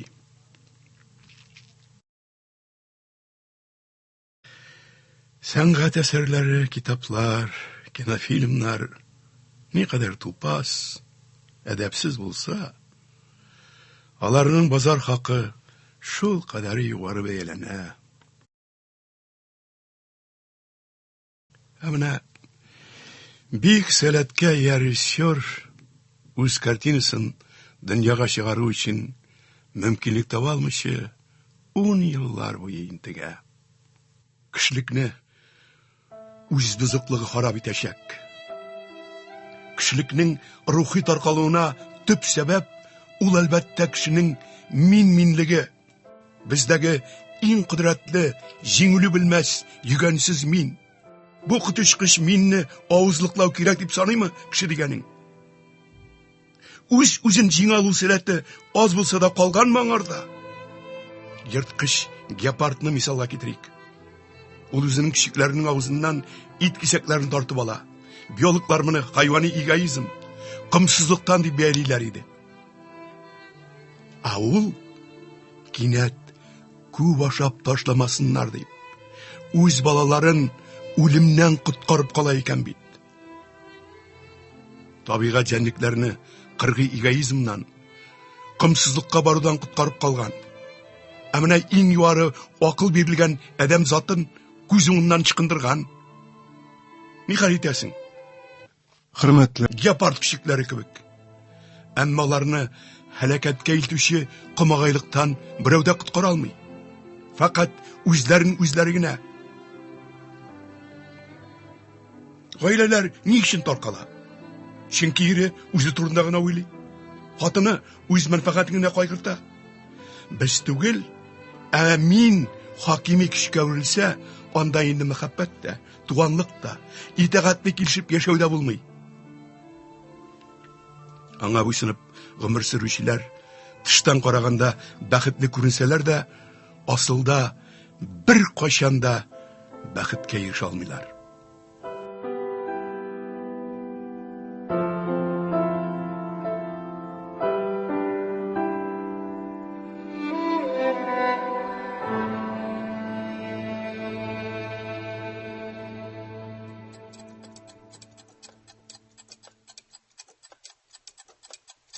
Тузынчы апрель.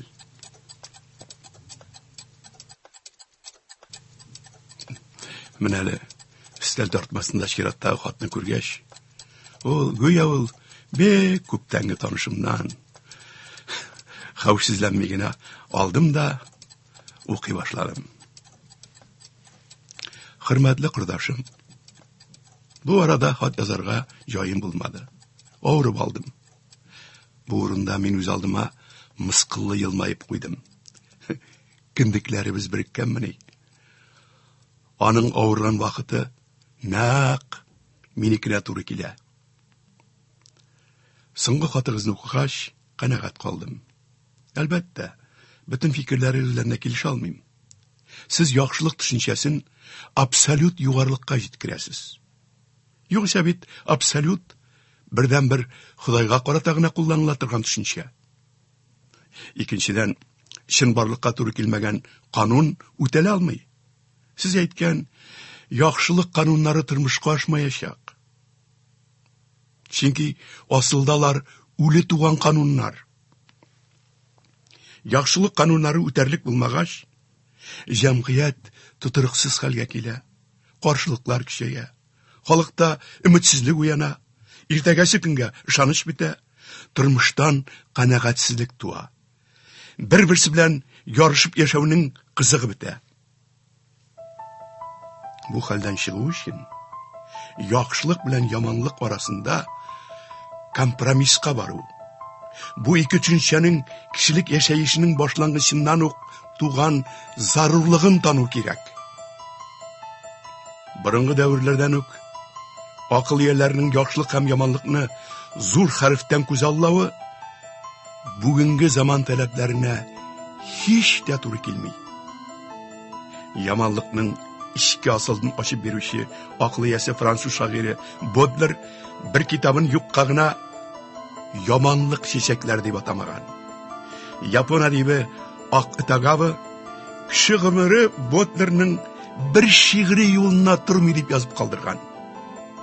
Менә хәзер мин сезгә син дип дәшәсем килә. Каршы булмассыздыр бит. Менә син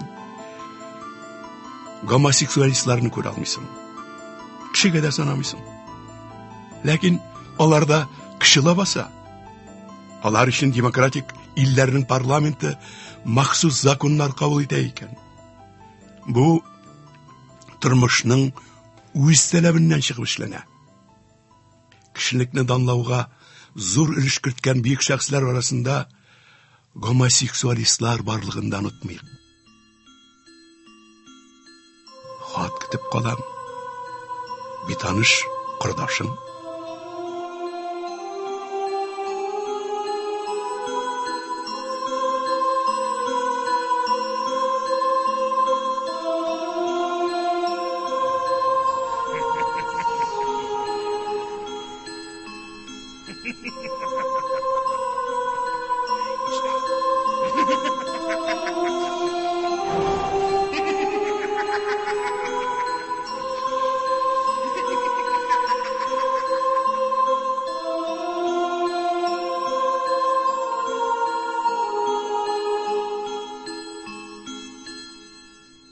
Сез күренекле казах язучысы Төлін Әбдиқылының «Ақылның қанлы яу қыры» дигән әсәре буенча эшләнгән моноспектакльнең икенчелешен тыңладыгыз.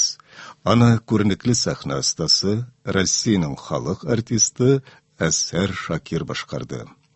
Тавыш режиссеры Рамил Хидиятуллин, мөхәррире Рөстәм Акъегет.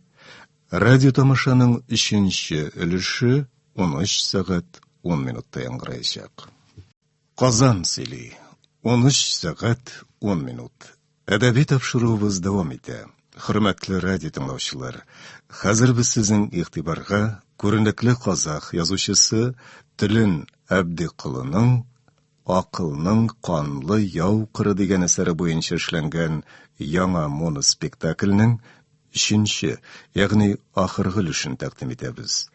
Әсәрне күренекле сәхнә остасы, Россиянең халык артисты Әсәр Шакир башкара.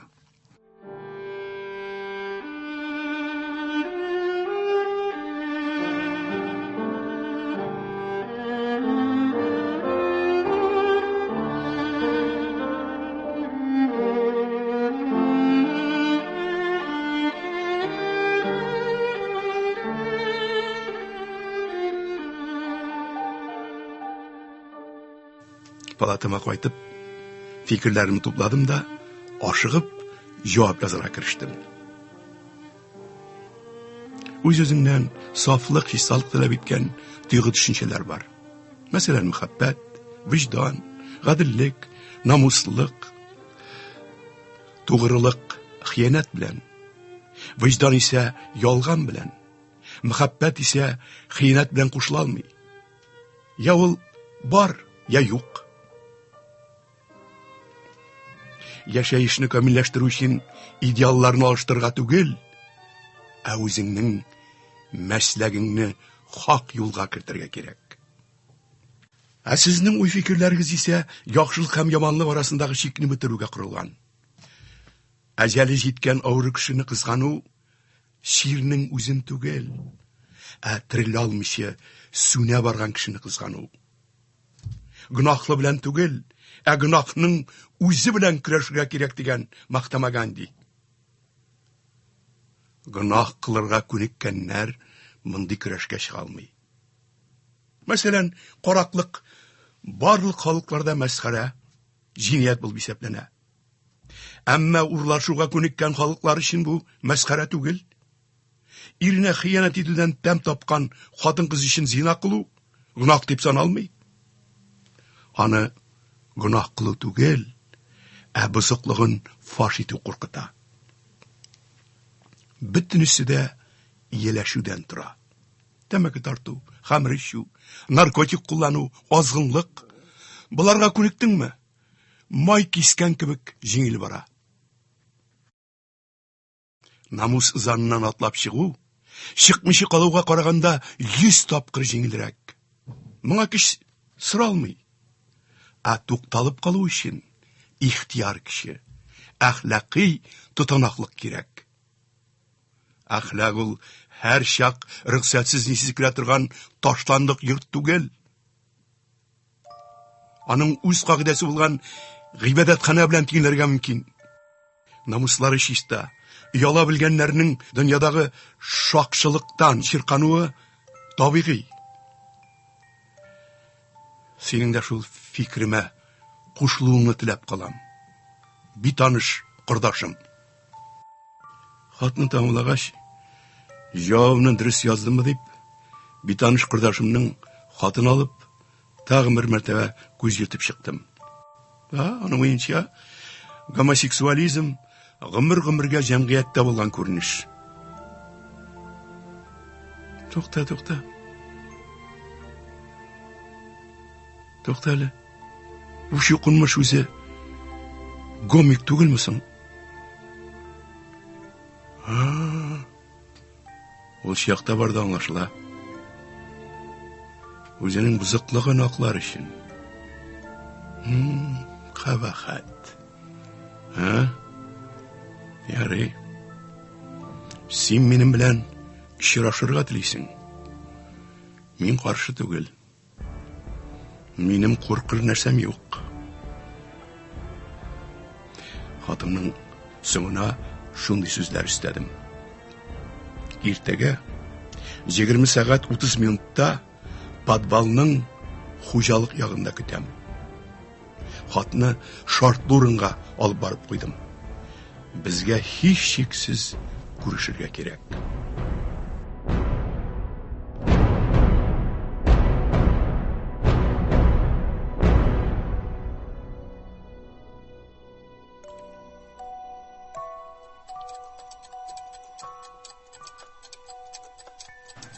Җигерменче апрель.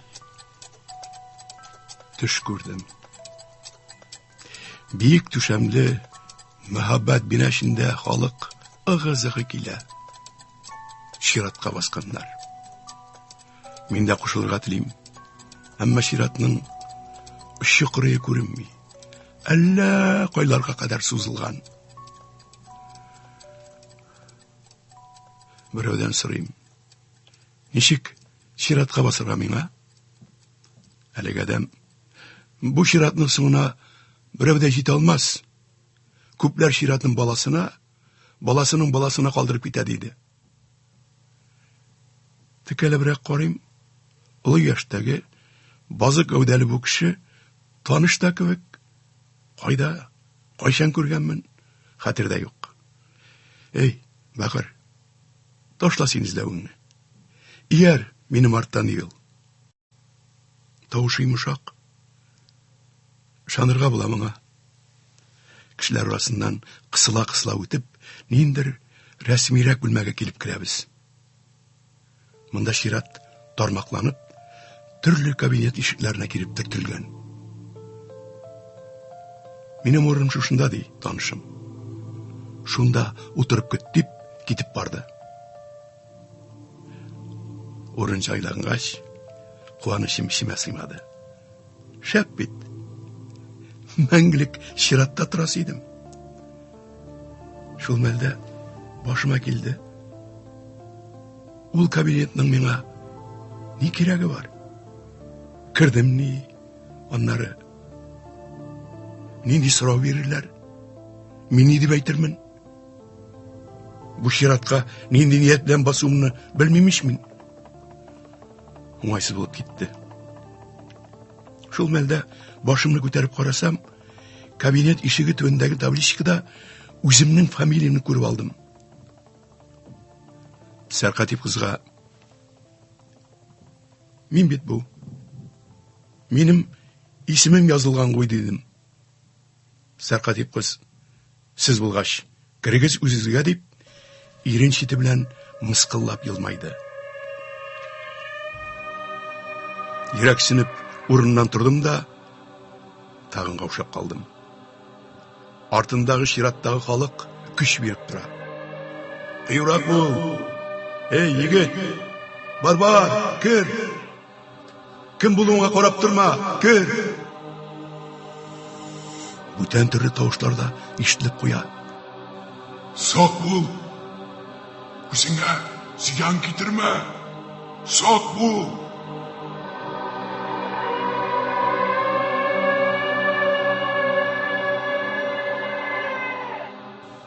Nihayet min tevekkellim.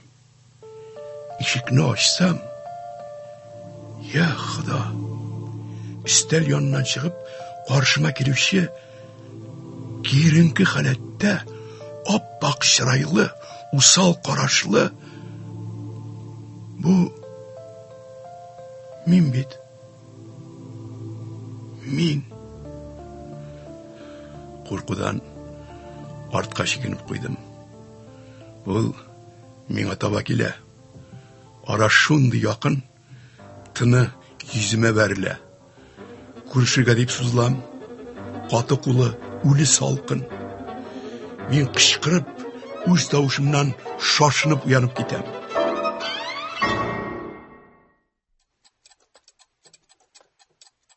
Көзімді ашуға, ятағым қырында шафқат тұташтыра. Мен уятырға тілеп, қолы білән қағылған екен. Қолы бұз көбік. Яңағына кырандағы салқын суда юңған ақырысы. Ғафу етігіз, қорқыттым бұғай. Сізге шай кетірген едім. Суынғанша ішіп қойығыз.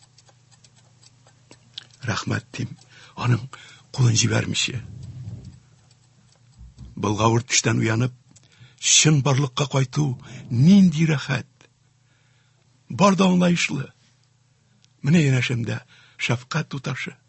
Мына ол шай кетірген.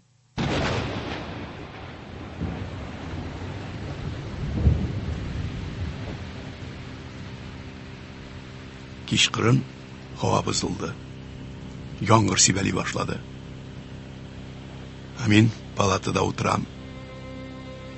Битанышым білән көршәсі сағатыны дұлқыннанып күтәм. Кешкі аш тамақтан өтмәді. Кішкене палатымда әрлі-берлі еріндім де, коридорға аннан ишік алдына шықтым. Яңғыр енді өтіп кеткен, әрсіз елген әйсе. Бір ялғызым, өзім әпшылдап ерейм. Күшіңні бір елірққа тине, башыңны көтер. Шулай көп уақыт өткендір, ой хисләрімні тәртіпке кетіріп, тұтырықлы бір халәткә кірдім. Нихаят, мен ұшырашуға әзір. Сағат 9:30-да подвалға түштім. Керек бейт. Тузған киім салым, матрас, мебель батықлары елген, тағын шундый ескі мысқылар сақланған күзал яғында ут янмайды. Сүндіргенлер ме? Әллә инде лампочкасы янып шыққан ма? Қойы қараңғылық. Ана шүштейді ескі орындық болырға тиешейді. Аны бұл қараңғыда нешік табарға енді. Құдай білсін. Шырашу орынын дұрыс белгілемегенмін. Әвәлки ол алдан келіп, отны мақсус сүндіріп қойғандар. Әне бет, яқындағына аяқ шыртырдау ештілі. Мен қатып қалдым. Стенаға арқамны тіреп, соғайып тыңлайым. Шыртырдау баяғы түштен түгел, әбітілней екінші яқтан келе. Бәрілу, шыртырдау, шақу авазлары бұталып, түрлі яқтан ештіле башлады. Ақыры шыдай алмадым, сабырлығымны сақларға тырышып, қышқырдым. Мен барында біліп тұрам, сен мұнда бел. Күрішіні тілеген едің. Мына мен келдім.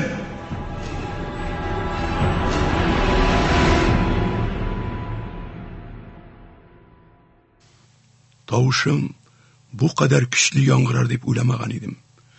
Куркып куйдым. Аннан соң кабер тынлыгы инде. Кулларымны як-якка җәеп, капшанып кына караңгылыкны йырып атлыйм. Коридор чатына җиткәнем шәйләп бер улга янәшәмнән рәк шәүләсе чагылып китте. Айгылдап, кычкырып җибәрдем дә, куркудан йодрыгым белән шәүләгә кизәндем. Кулым Хотай бергә килеп бәрелде дә, шатнап, шылтырап, пияла уалаган тавыш чыкты. Дым караңгыда тезләнеп утырам менә. Мин ялгыз. Мин бәхетсез. Рәк дип, көзгедә чагылган уш шәүләм белән сугышырга калдыммы? Күземнән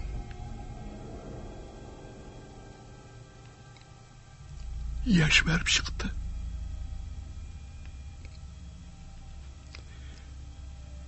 Эй, Ходаем!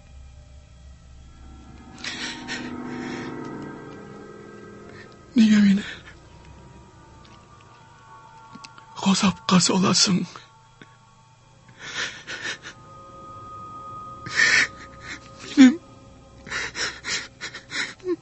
Минем ни гаебем бар? Ни гаебем бар?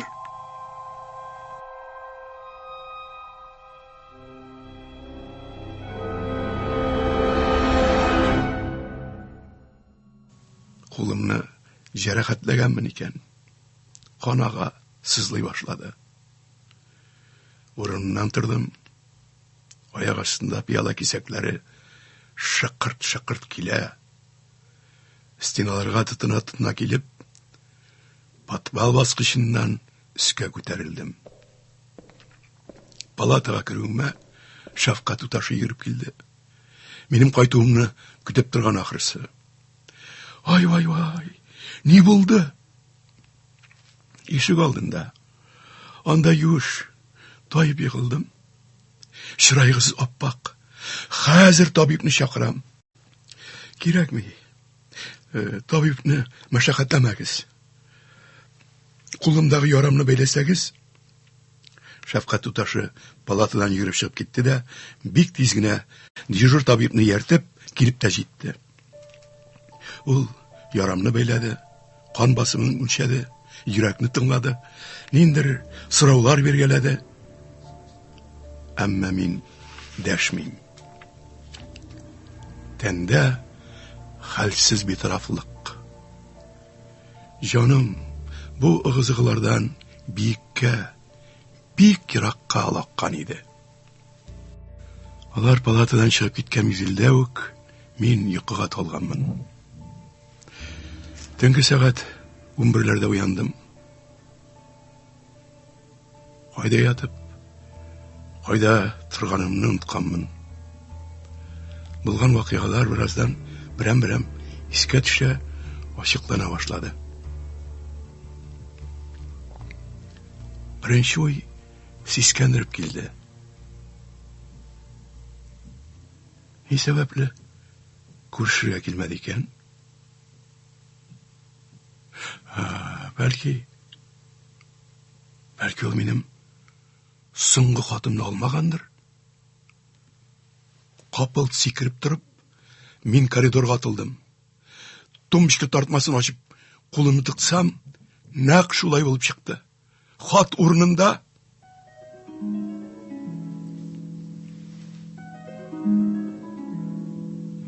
Ни сәбәпле ул алмады икән? Кирәгем нәкъ кага башлады. Янәшәмдәге урындыкка барып чүмәштем. Менә бит. Алмаган уй. Алмаган. Хәзер менә бар да аңлашыла.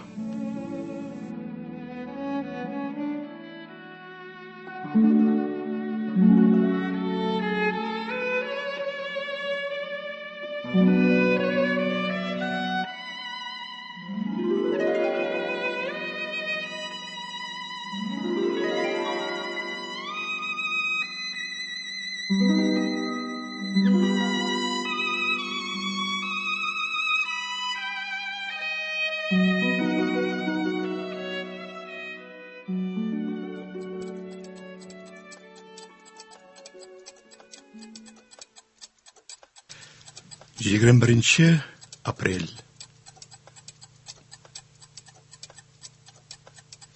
Бу очрашу миңа кирәк идеме соң? Ик арада кабынган акыл көрәшенә моның ни кирәге бар? Хәер, кем белә?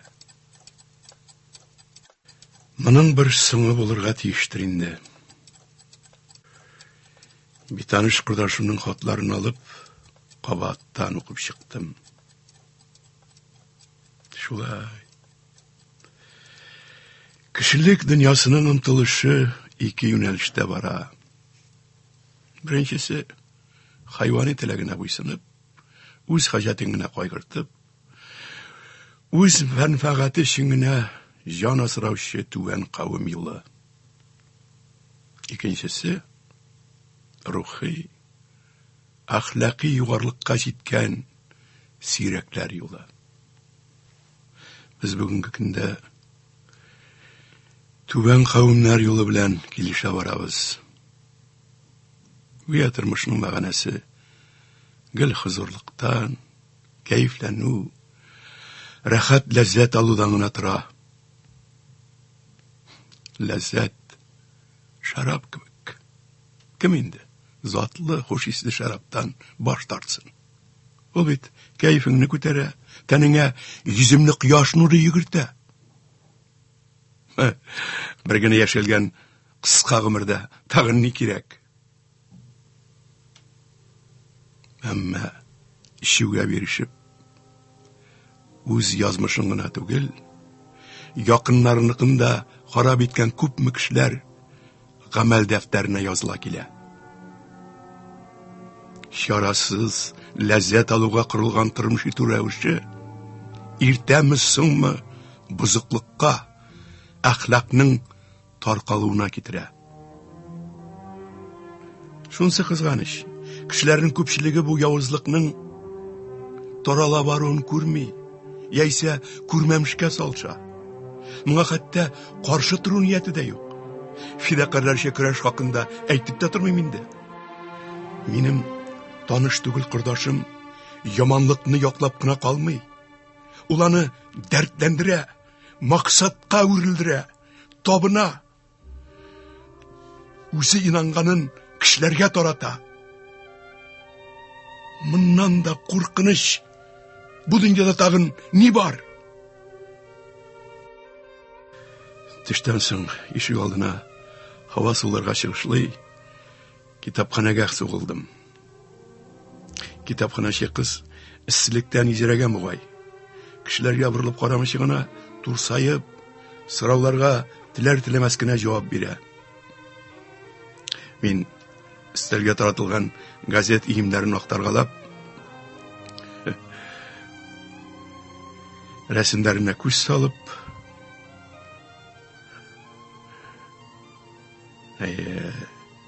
дәүләтебез чәчәк ата, күрелмәгән җиңүләр, вакытлы каршылыклар, чит илдәге вакыйгалар.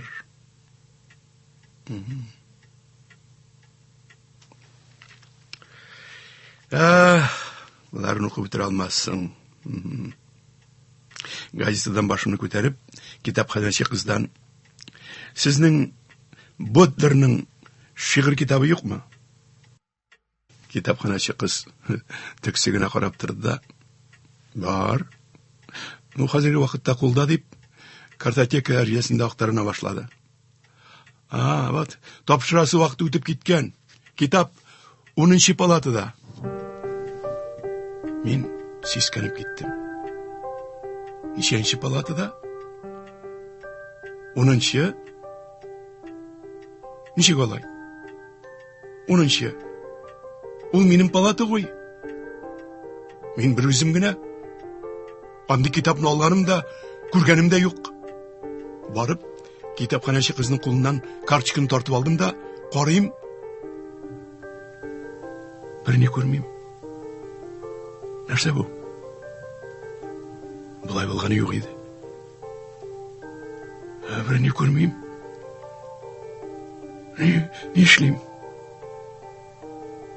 Минем күзләрем күрми. Не булды сезгә? Хәлегез авырайдымы әллә? Хәзер табип чакыртам. Утырып торыгыз, кузгалмагыз. Нигә кузгалмаска? Кузгалсам, не була? Яныма кешеләр җыелганын сизәм. Шәфкать туташының тавышын таныйм. Башыгыз әйләнмиме? Йөрәгегез ничек? Юк, диюдән ары берни дә әйтә алмыйм. Шул арада табип килеп керде. Нәрсә булганын сораштыра башлады. Теләмичә генә ничек кирәк алай сөйләгән сыман иттем. Мин ул китапны алганым юк. Ант итеп әйтәм. Күргәнем дә юк ул китапны. Гүя шуны дәлилләсәм, бар да элекке хәлгә кайтыр кебек. Табип нидер төшенгән сыман булды. Шәфкать туташына күрсәтмәләр бирде дә, ашыгып чыгып та китте. Ниндер таблеткалар йоткыргач, укол кадагач, тирән йокыга талганмын.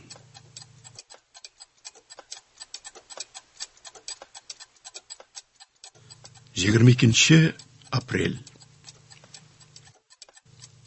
Төш иткәндә генә уяндым. Әбәтне палатыма китерделәр. Ул арада Шәфкать туташы килеп, мине табип калып китте. Табип фақат мине генә көткән шикелле, өстәл янында ялгыз утыра иде. Мин кергәч, минем сезнең белән ачыктан-ачык сөйләшәсем килә. Әгәр сез әзер булсагыз, диде. Әзер булу өчен мин ни эшләргә тиешлим? Алай булгач, әңгәмәне сез башлагыз. Мин әйтәсе, нинди сүзегез бар? Бар. Хастаханәгә эләккәннән бирле миндер таныш түгел бәндәдән хат алам. Әйтәсе килгәнем шул.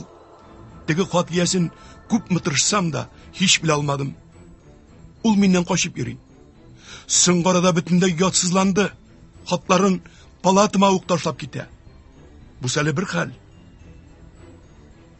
Ул үзенең хәтәр идеялар белән бик куркыныч кеше.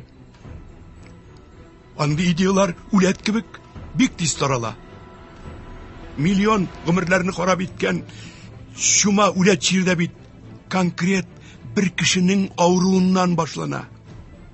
Шуның кебек бер адәм затының башында ялаган идея алдагы көндә бөтен кишлек дөньясын фаҗигага китермәс дип кем ышандыра ала?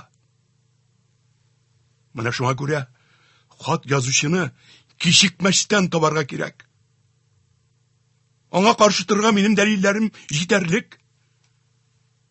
Ләкин ул очрашудан качып йөри.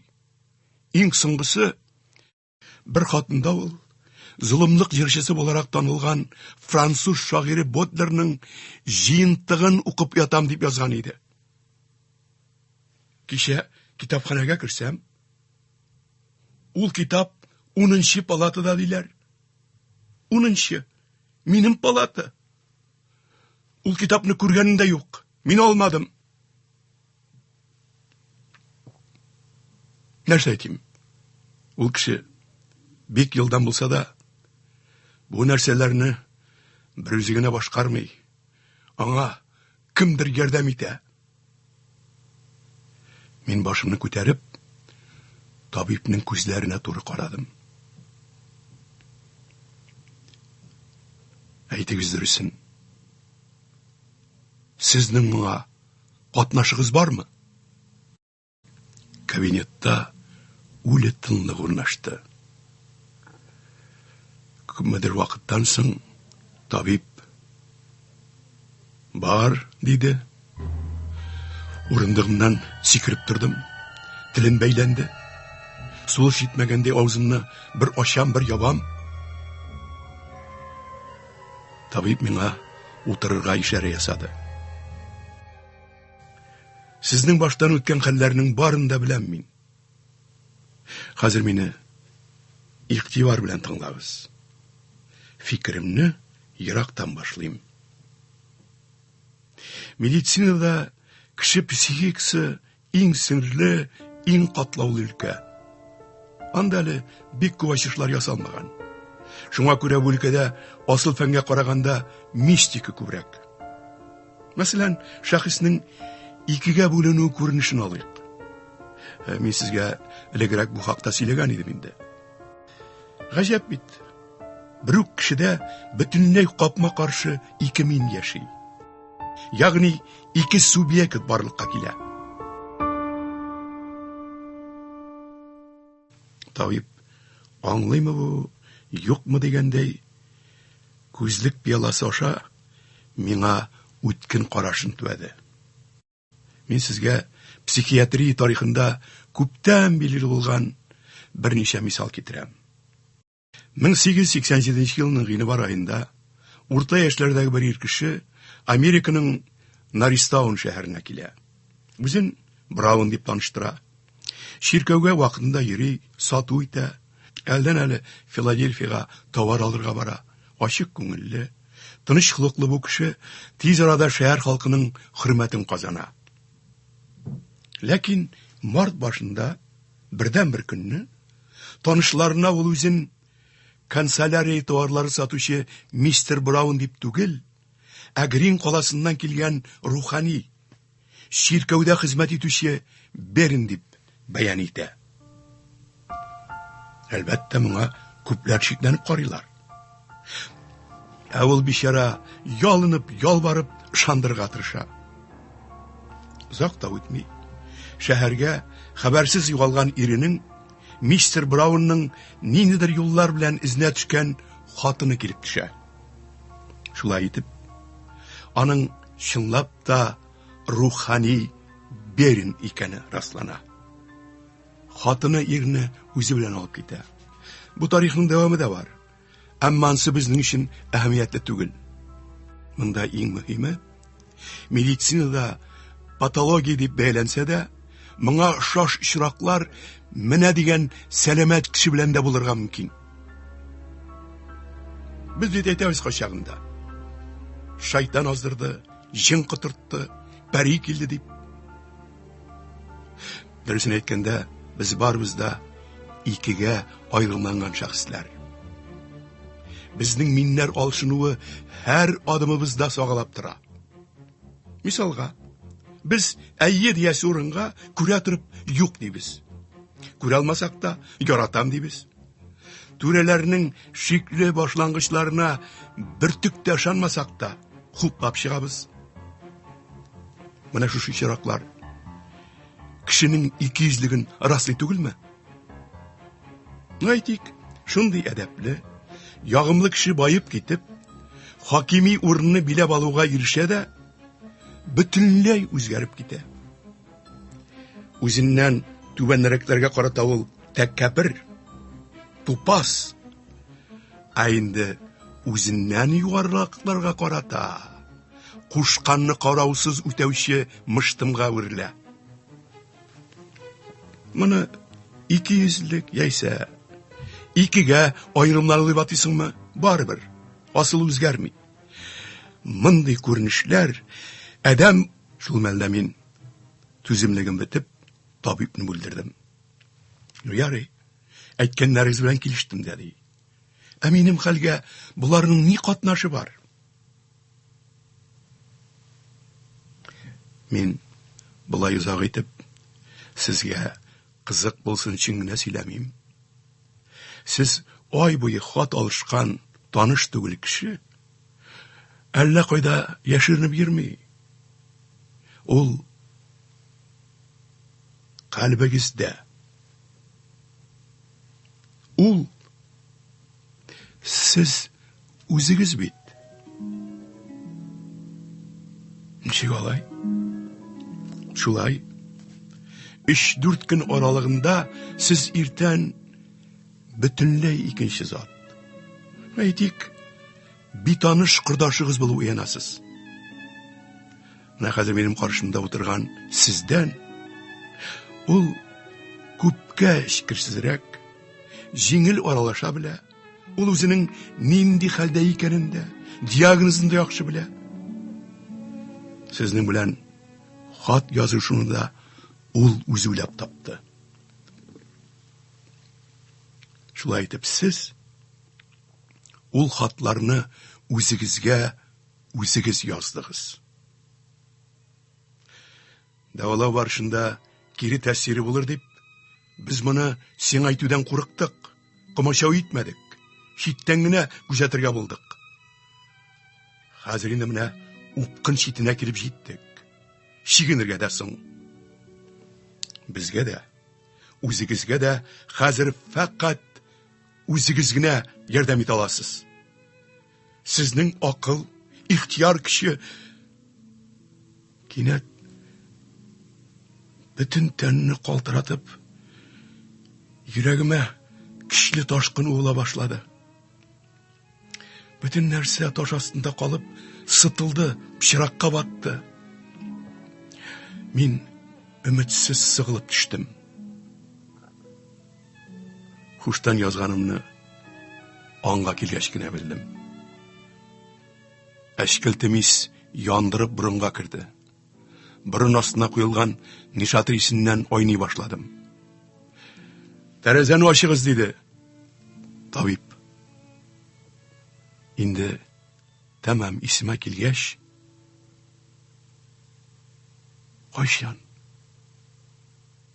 Кайчан ул тагын пәйда булачак? Бүген 4нче көнгә чыктык бугай. Әйе. Иртәгә иртән димәк. Миңа шундый курку инде. Акылга сыйдырлык түгел. Иртәгә таң белән менә шушы ятакта мин түгел, ниндидер әдәпсез, бөтенләй икенче кеше, битаныш кырдаш уяначак монда. Моңа ничек ышанырга мөмкин?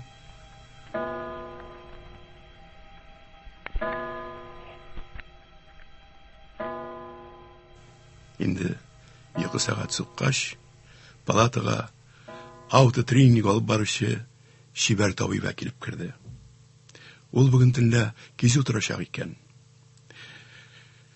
Бүтән вакытта килсә, нинди куанган булыр идем.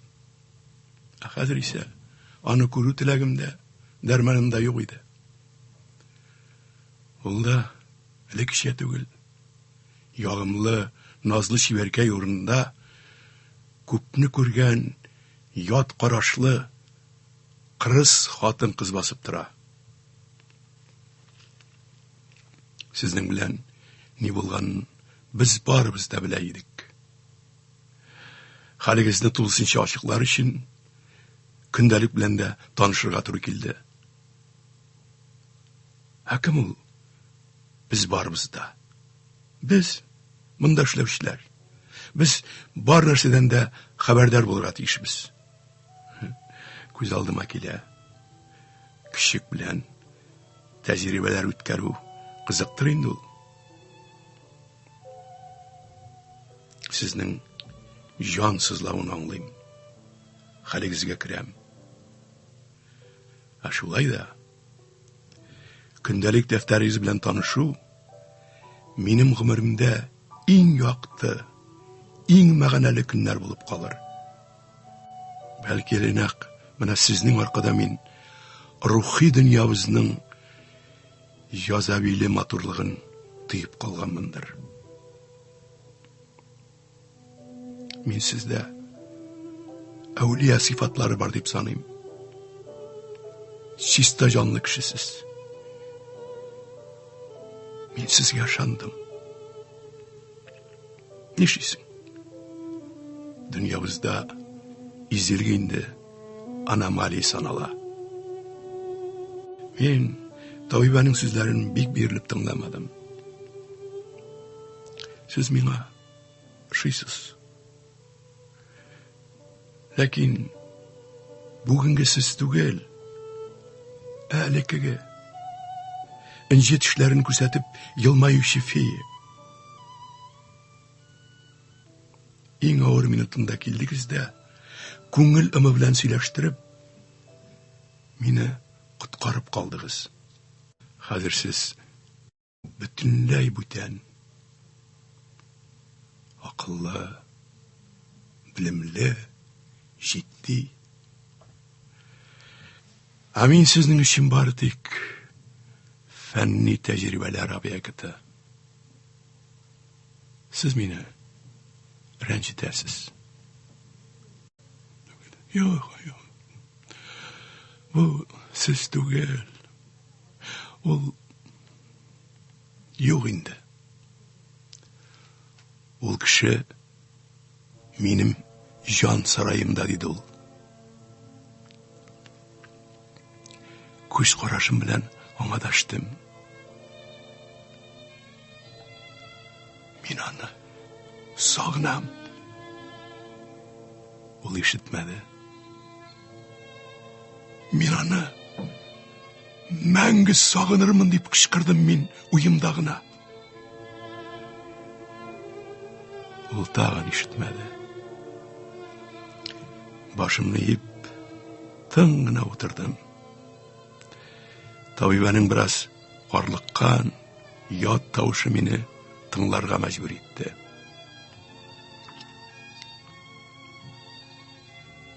Без барыбыз да рәкләргә әйләнгәнбез. Сабый чактан бирелгән фәрештәгә тиң чисталыкны, сафлыкны беркем дә саклый алмый. Фауш шикелле шайтанга намусын, сафлыгын саткан миллионнарның берсебез. Сирәк кенә безнең күңел бишегендә сабый сафлыгының инәлеп елавы ишетелгәләп ала. Әмма йөрәкне кысып булса да танырга кирәк. Аңа бу бысык, шакшы дөньялыкта урын табылмаячак. Я Худа. Гүя мин яңгырлы тыман эчендә калдым. Ул урыннан күтәрелеп, әйле-шәйле торып да, актык сүзен әйтергә кыенсынгандай, ашыгып, палатадан чыгып китте. Ул киткәч, нишләргә дә белмәдем. Тар палатымда арлы-бирле йөренәм. Ишек янындагы көзгегә чалышымны күрдем дә, күптәннән инде көзгегә караганы булмаган икән. Күз төпләре шешенгән, ике каш арасындан тирән сызык пайда булган. Кинәт дерт итеп киттем. Көзгенең теге ягыннан миңа кемдер түбәлгән кебек. Йөрәгем кысылды. Тизрәк көзгене әйләндереп куйдым. Караңгыда калсам, кемдер ушы тар дөньяма хуҗа булып, инде минем чират җитте дип кычкырыр кебек. Табибның иртәгә сез башка кеше булып уяначаксыз дигәне колагымда кабат яңгырап куйгандай булды. Димәк, иртән монда мин түгел, мине изгән, мине түбәнсеткән бәндә тән вөҗүдымда уяначак.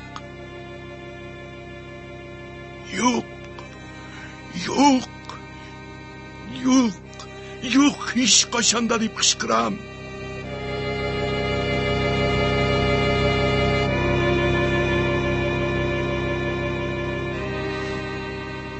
Тирән сулыш алып, бераздан тынычландым.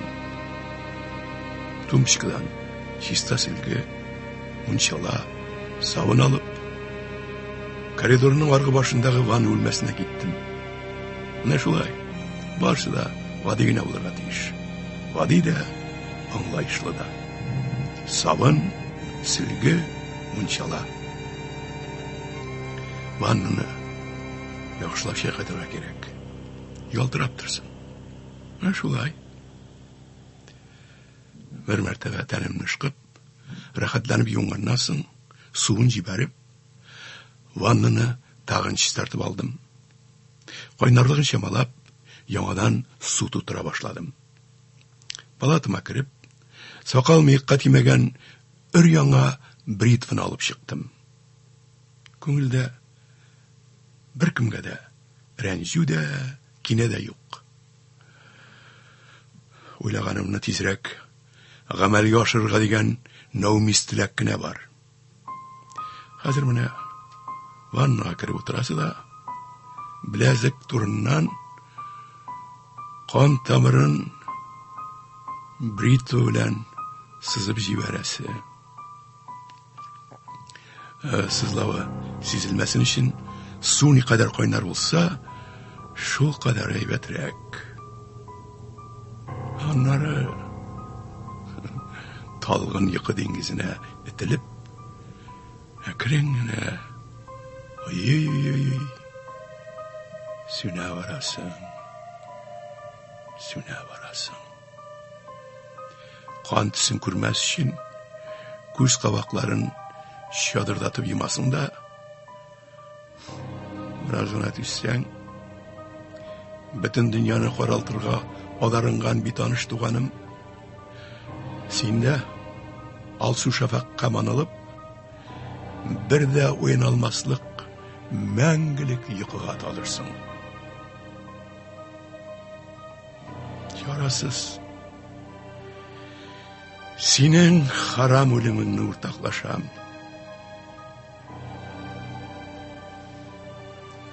Тәкъдирдән һич кем качып кутыла алмый шул. Бер качанда үз иманына каршы бармый торган, ялгыз яклаучысыз бу шәхеснең алдагы язмышы хакында берни дә белмим. Әгәр ул бүгенге көндә дә исән икән, кыйбласын җуймасын, изгелек юлыннан тайпыла күрмәсен. Адәм баласының сүнеп барган ятим өметен тергезә белгән әүлия җан кайда йөрсә дә аман йөрсен. Әгәр инде бу дөньяда юк икән, анда әмәле күпме? Иманлы рухы сау булсын. Амин.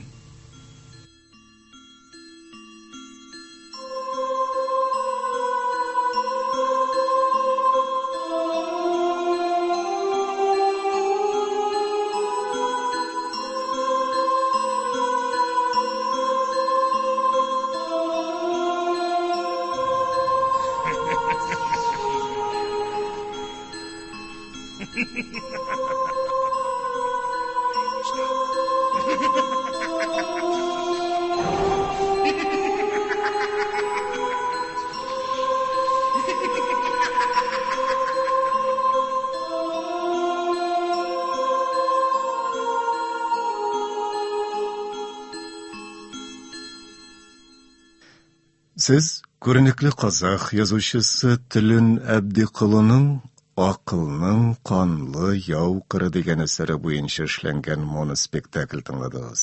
Аны күренекле сәхнә астасы, Россиянең халык артисты Әсәр Шакир башкарды.